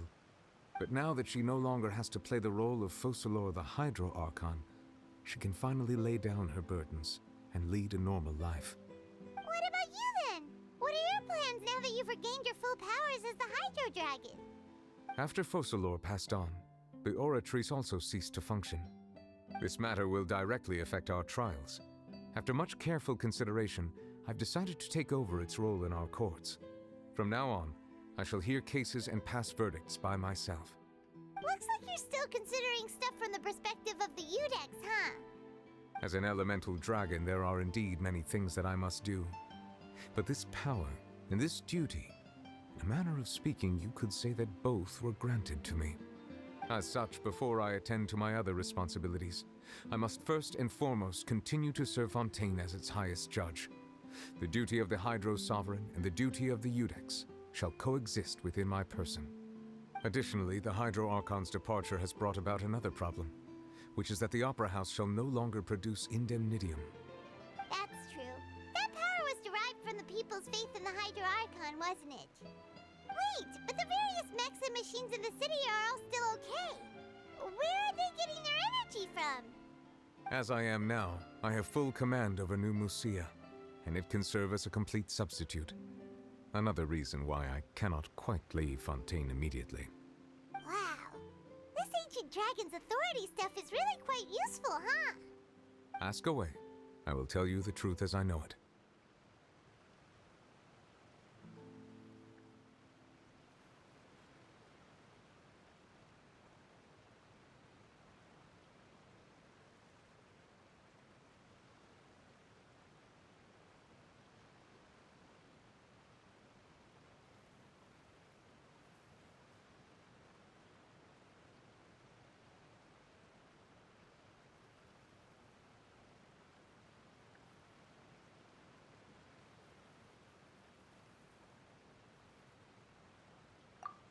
Oh, that's right! They say you've given it to the knave as a diplomatic gift or something! Leaving aside their intentionality, the two Fatui Harbingers have indeed done much for us during this crisis. Their sole remaining goal in Fontaine, at least at this point, would seem to be the Gnosis. The Oratrice has ceased to function. The Hydro Archon's divine throne is now no more, and I do not need the Gnosis's power. As such, it has lost all meaning for Fontaine. If the Fatui have impure designs, then we might as well accede to their request now, and avoid unnecessary conflict. What complicated considerations! Paimon thought you were just giving it to them out of gratitude to the knave and as an apology to Child. Ask away. I will tell you the truth as I know it.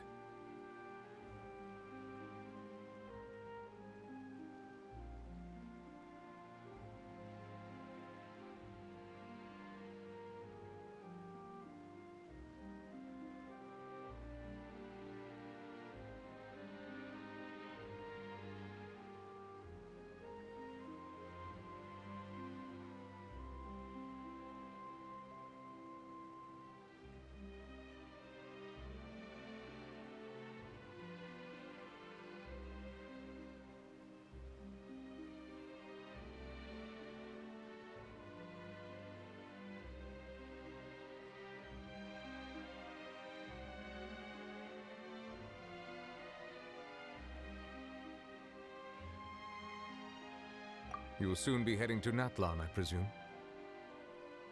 I'm afraid that I have little talent as a travel guide, so all I can do is tell you what I know about that land. As far as I'm aware, Natlan can be said to be a nation of dragons. A nation of dragons? You mean like you? No, I suspect that I would not find myself welcome there. Unlike ancient dragons such as myself, the dragons of Natlan have undergone long years of development and evolution. Large numbers of them have entered a form of coexistence with humanity. Natlan is also the nation of war. War ravages those lands like an undying flame. There is one other piece of information I got incidentally from my negotiations with the Knave that I believe may be useful to you. The Harbinger known as the Captain has thrown his hat into the endless ring of war. The captain. Sounds like a real tough customer. Seriously, everywhere you look, there's a Fatui Harbinger doing their thing. I suggest that you fully prepare yourself before going to Natlan. In the meantime, Fontaine's doors will always be open to you. Ask away. I will tell you the truth as I know it.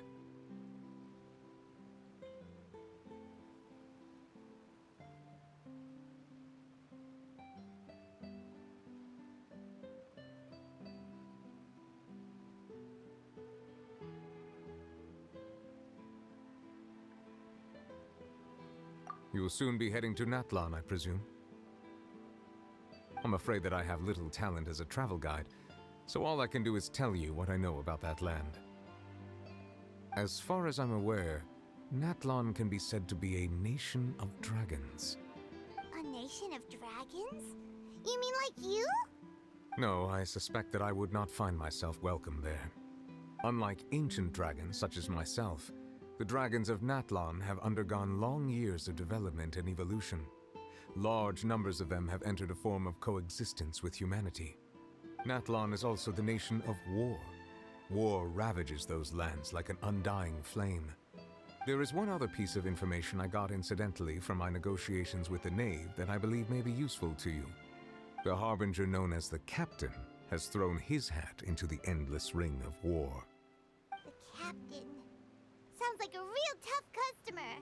Seriously, everywhere you look, there's a Fatui Harbinger doing their thing. I suggest that you fully prepare yourself before going to Natlan. In the meantime, Fontaine's doors will always be open to you. Ask away. I will tell you the truth as I know it.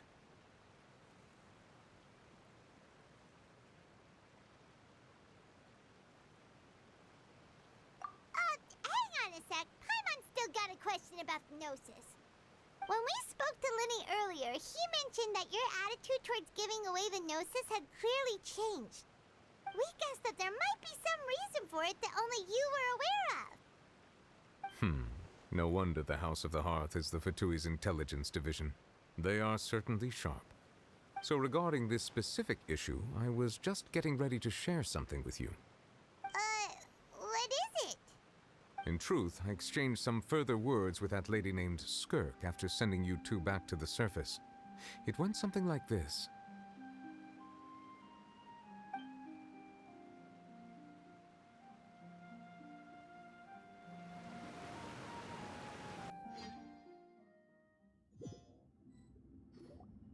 Well, we're going to head topside to see what's going on. You hurry over soon as well, all right, Nervalet? What next? The all-devouring narwhal isn't here, so I'm no longer getting any interference. I can finally catch the scent of your power, what it's made of. It is the authority of the planet's primordial dragons, but with something very similar to a god's curse mixed in. It's quite a novel blend. I'm sure I've encountered something like this before. What was it again? I do not know what you speak of. Of course. How could I forget? You should have the remains of the third descender on your person, yes? Remains? I've never heard of any such thing. According to your parlance, I believe it may be called a gnosis. Well, that much is true. After Focalor's divinity faded, she handed her gnosis to me. but I fear I have never heard of it described in the manner that you just did. I've been training with my master, the Fowl, ever since I was young, and I have never returned to the surface since. So most of the information I possess, I got from him. It is only natural for those who are greater than humanity to possess a different sort of common sense, which is why there are so many problems in our attempts to communicate with humans. Regardless, you should probably get rid of objects of misfortune to prevent any disasters from befalling you. To live in itself is a blessing. But once a person dies, the bonds he once had with this world shall all turn to curses. What do you mean by that? No need to fret. These are just my personal thoughts, and my reason for no longer wishing to return to the surface. This third descender you refer to, who are they? And when did they die? Master never mentioned them to me. Perhaps it just wasn't that important for me to know. If you're interested, though, I could ask him. I'll be sure to pass the answer on to you next time. Next time? You believe we will meet again? I do. Wait. I have a disciple of my own, don't I? He can be the messenger then.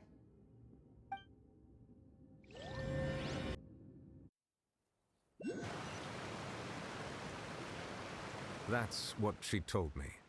Whether it would prove useful or not, I wanted to pass that information on to you. The remains of the third descender? So that's what the Gnosis actually are. Paimon just thought they looked like chess pieces. How could they be a person's remains? All the same, assuming that there was no misunderstanding or special metaphor at play, that is what she meant to say. And she said that it would bring misfortune and that you should check it, which is why you gave it to the Fatui. If she speaks the truth, then I would simply be putting Fontaine at unnecessary risk by keeping it here.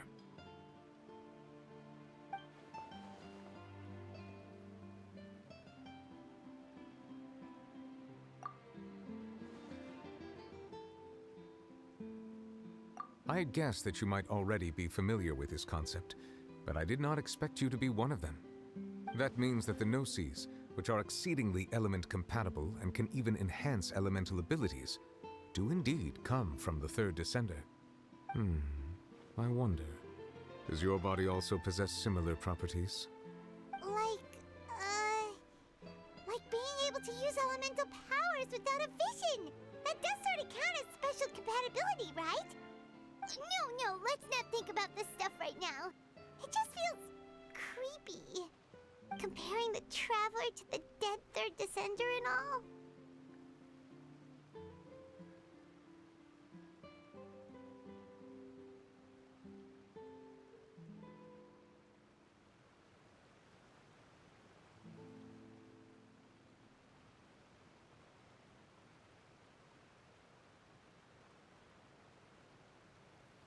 That's what you say, but this topic still feels like bad luck.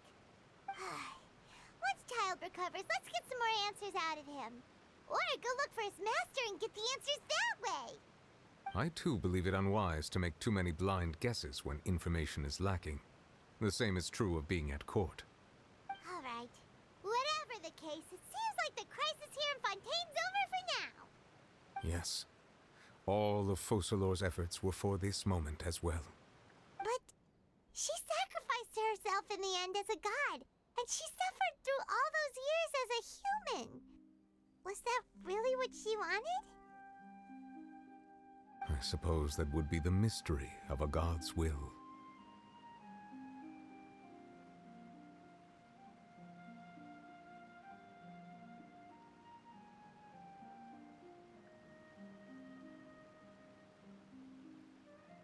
I suspect not. But once in a while, I too would guess that if wishes were like the clouds in the sky, they will one day return to the earth as raindrops. Life flows like water, and rain is the final answer. The water levels may sometimes tilt one way or another, but the rain falls fairly upon all. And what, ultimately, is the difference between the rains that fall upon all of us?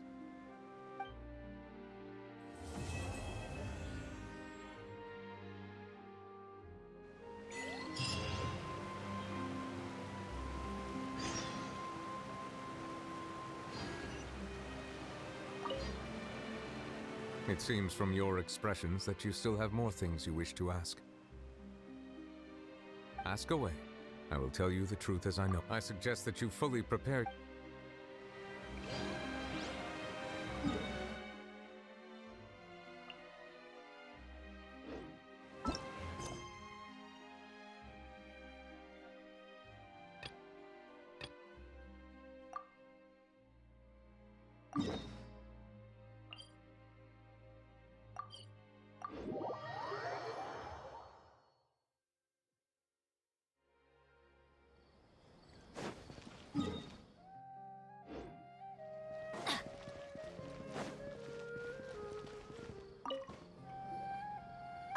Perfect. It's you two. I have a commission here that has your names written all over it. In fact, I'd even go so far as to say you're the only ones for the job. The only ones for the job? Huh. If our help is really that important, it's probably some Archon class commission, right?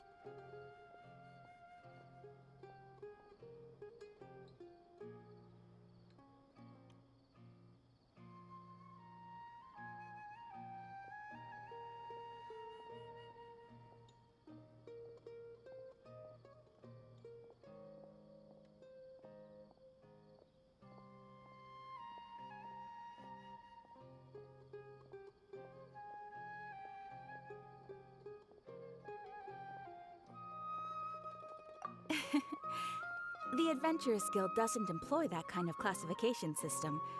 In fact, this commission is also probably not nearly as intimidating as what you're expecting. All it asks us to do is to find a missing person.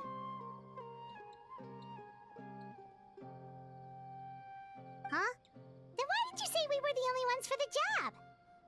I came across this commission while reviewing our backlog not too long ago. It seems simple, but our records indicate that over a dozen successive efforts to complete it have all ended in failure, despite attempts by several accomplished and renowned adventurers. With the reputation of the Adventurers Guild and the performance of the Sumeru branch at stake, it's in our best interest to assign this commission to the adventurer with the highest completion rate over the past few years. Well, that's us for sure.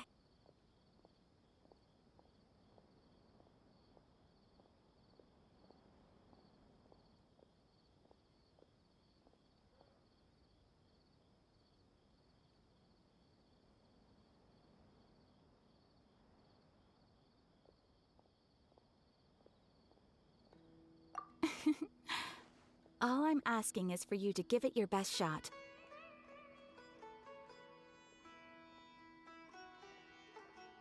If it proves to be beyond your capabilities as well, I'll talk to the Commissioner about canceling the commission. Okay, so who are we looking for? And what is it about this commission that's made it so hard to complete? This commission was jointly issued by the residents of Vimara Village. They say one of their own villagers has gone missing. But the problem is, they don't know the missing person's name. They can only provide information about his general appearance. They're all from the same village, but they don't even know his name? If so many adventurers have failed to complete this commission, maybe this missing villager doesn't exist at all. Could it be some sort of a prank or something? Unlikely. Several villagers came by to issue the commission, and judging by their appearance and tone of voice, they seemed incredibly sincere. It certainly didn't seem like a joke to them. Besides, putting up a commission requires a processing fee. There aren't many upsides to a prank that costs Mora to carry out.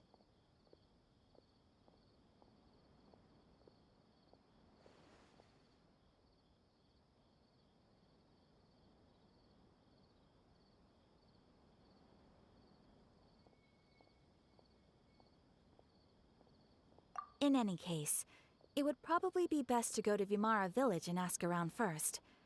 The Adventurers Guild does have some information on hand, but I would say anything you can learn directly from the villagers would be far more reliable. The best way to avoid misdirection is to go to the source. All right then, let's go! Paimon's starting to get really curious about this whole thing.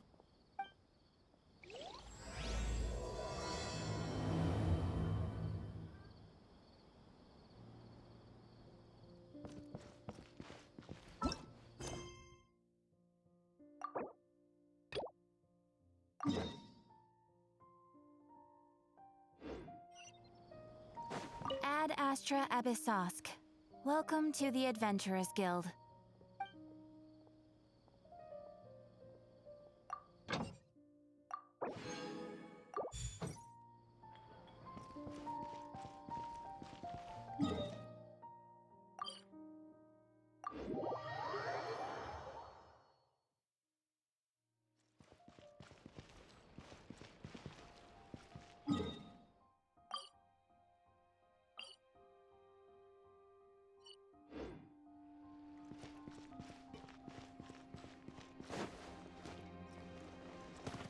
Off we go!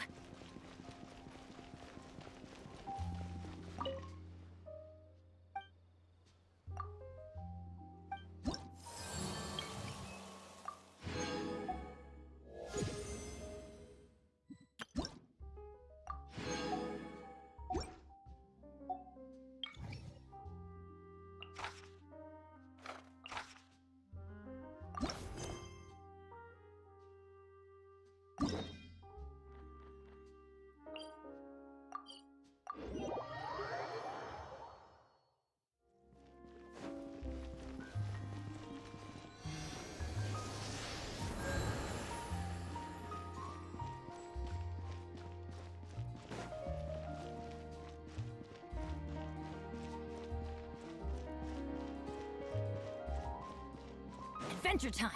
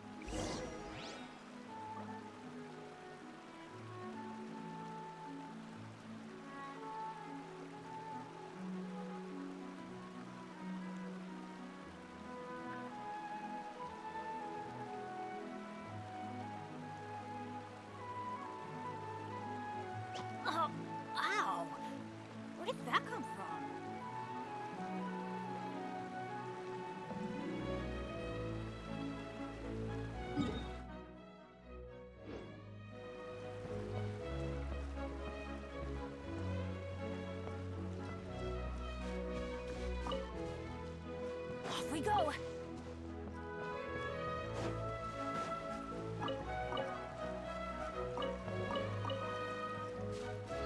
Adventure time!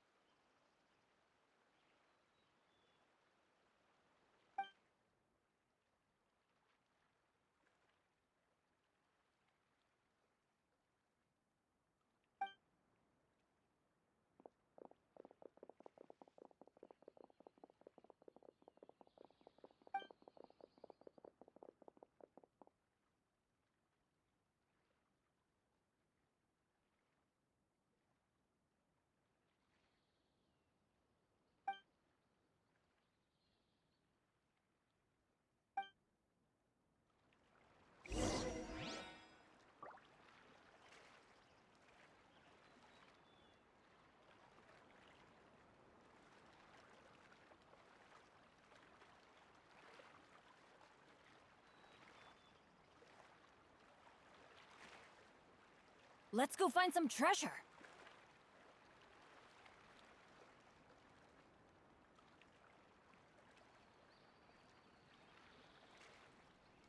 Oh, ow!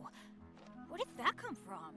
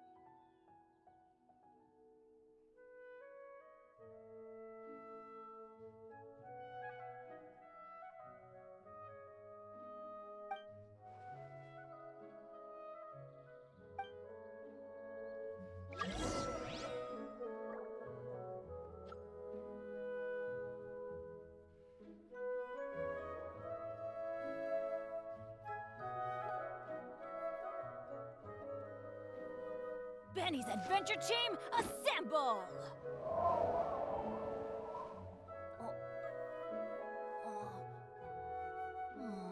Or not.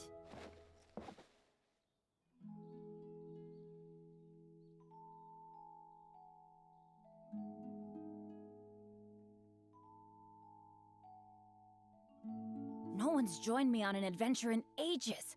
Come on, let's go!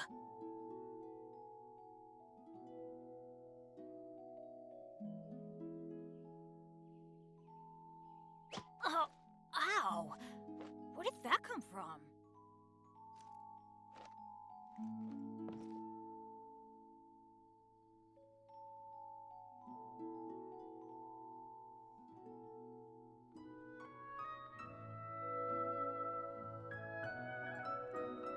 Benny's adventure team, assemble!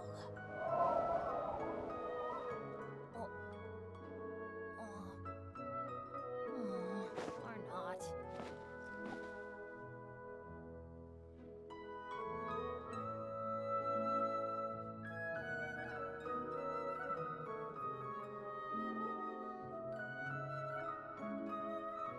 Good things come to those who don't wait around. That's what they say anyway. Knowing my luck, the opposite is probably true for me.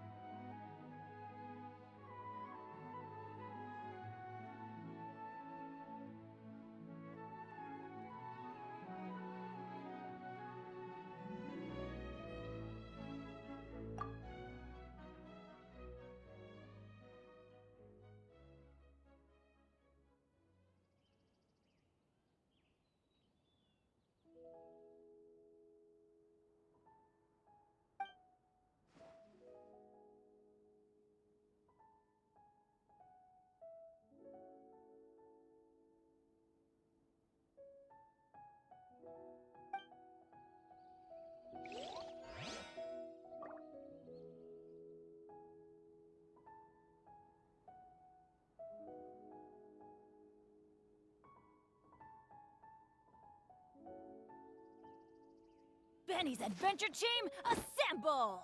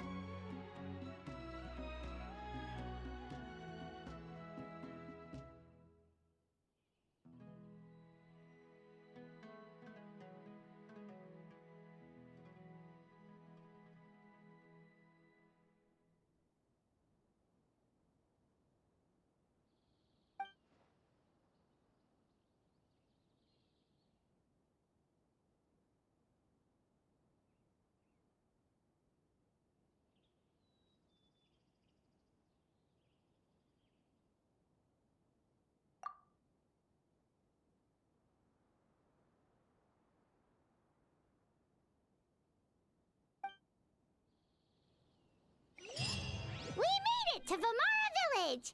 Why don't we talk to some of the villagers to learn a little bit more about the missing guy? If this commission is really as challenging as Catherine made it out to be, we're gonna need to carry out a very detailed investigation.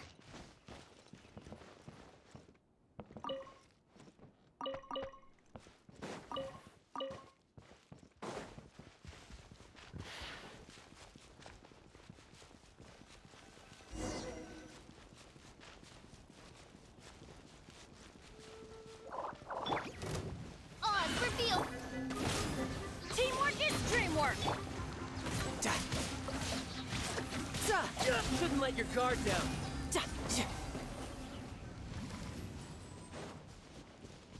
No time to lose. All right, now we're talking.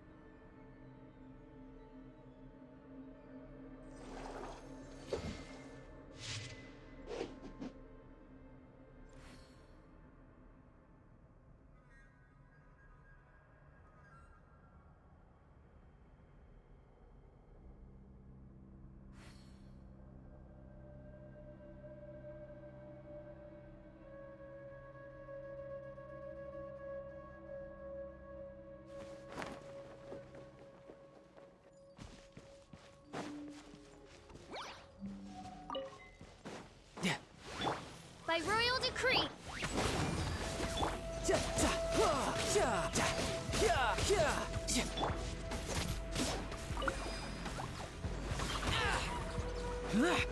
useless.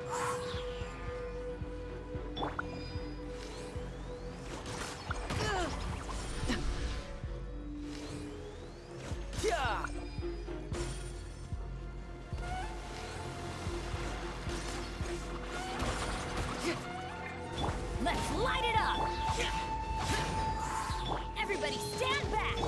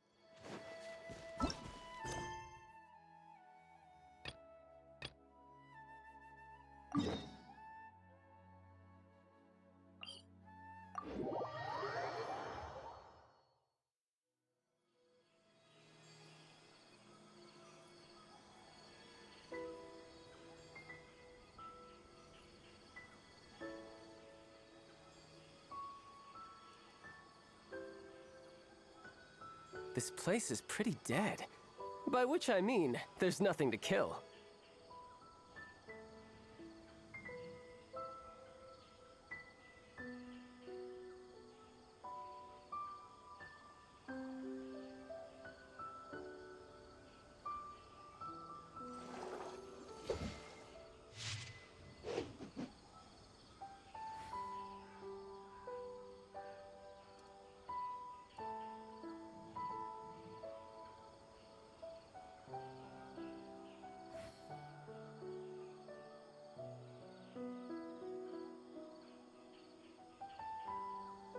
You know, there are better ways to seek out our enemies than, well, standing here.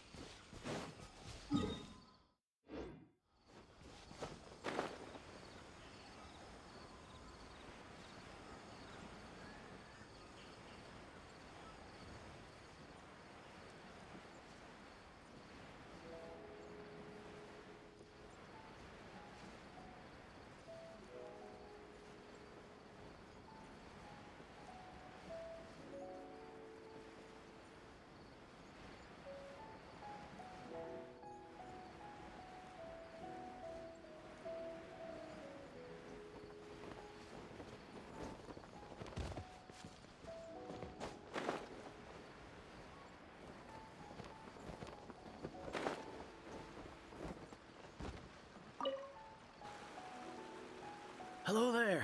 You looking to buy something? I do business in this area. Oh, no, we're adventurers. Catherine sent us to look into a commission here in Vermara Village. Ah, so you're here about that then. Ah, you're not the first, that's for sure. We've certainly made a lot of trouble for you all. To be honest, we aren't holding out much hope. Many adventurers have made their way out here, confident they'd be able to help us, only to leave soon after with nothing to show for their efforts. We've pretty much had it up to here in questions, and the area around the village has practically been overturned in search of clues. But no one has been able to make any headway. So, this person we're looking for, what's his name? Where did he live? Does he have any relatives? I don't know. I really have no clue. I couldn't tell you. Okay, guess you are really sick of answering questions. I'm sorry, I didn't mean to sound short with you. I was actually just giving you my answer to your questions.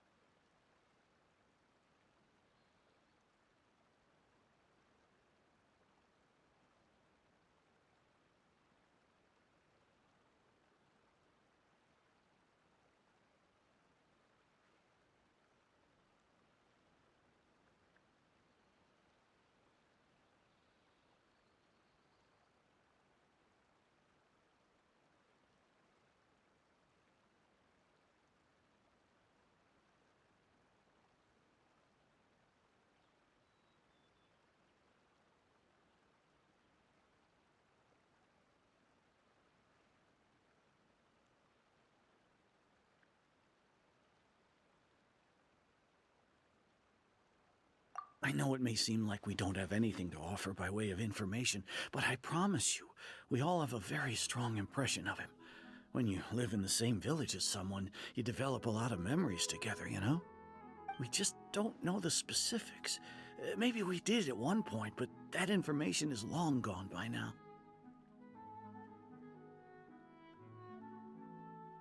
At least that's what everyone in the village seems to think. We've all exchanged what we know, and that was the only logical conclusion. All right, specifics aside then, what kind of person was he? Young guy, in his early 20s probably. Incredibly kind sort of person, always willing to lend a helping hand. I'd chat with him when I didn't have any customers. I even saw him stick out his neck for others on more than one occasion. Very interesting guy, that one. Now that you've started talking about him, you don't seem nearly as down in the dumps as you did before. Seems like he left a pretty good impression on you. But of course, everyone in the village is pretty fond of him. We wouldn't have issued that commission otherwise. There aren't many young people like him nowadays, so genuine and pure. To think that he just up and disappeared one day. I just hope nothing bad happened. Could he have just moved away without telling anyone? No, he's not the type to leave without saying goodbye. And anyway, moving away without being seen by a single person in the village, there's no way he would have been able to manage that. Huh. All right, thanks for the information. We're gonna go ask around some more.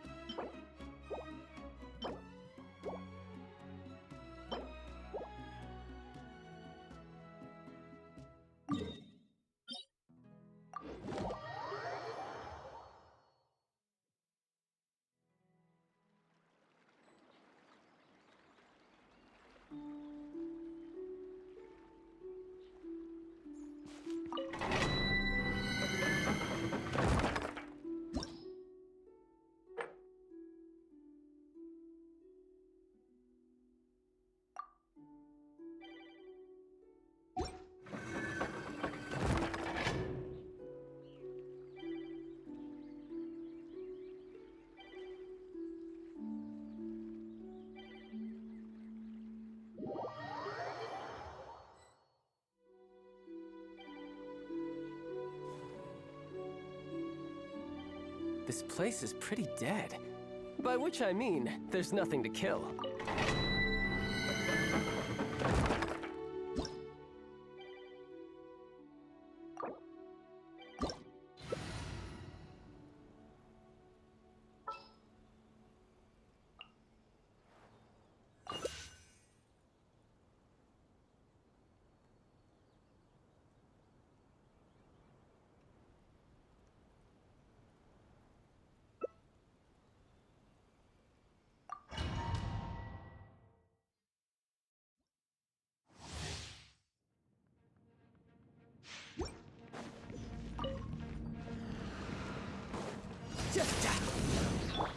By royal decree, my ship. Riptide!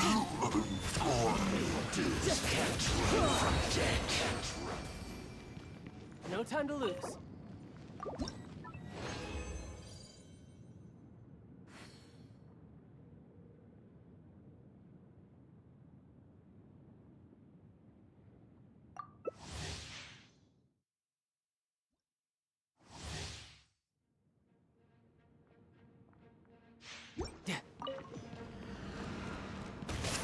Without further ado, this is gonna hurt. Odd reveal by smite it down.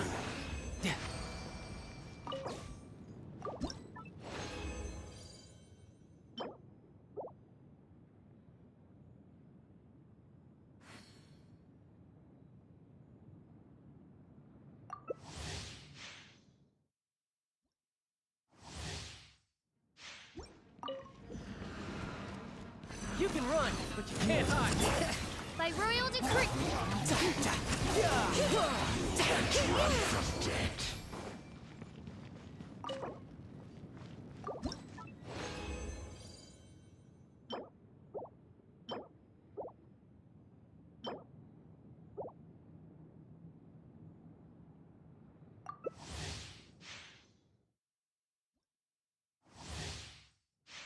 No time to lose.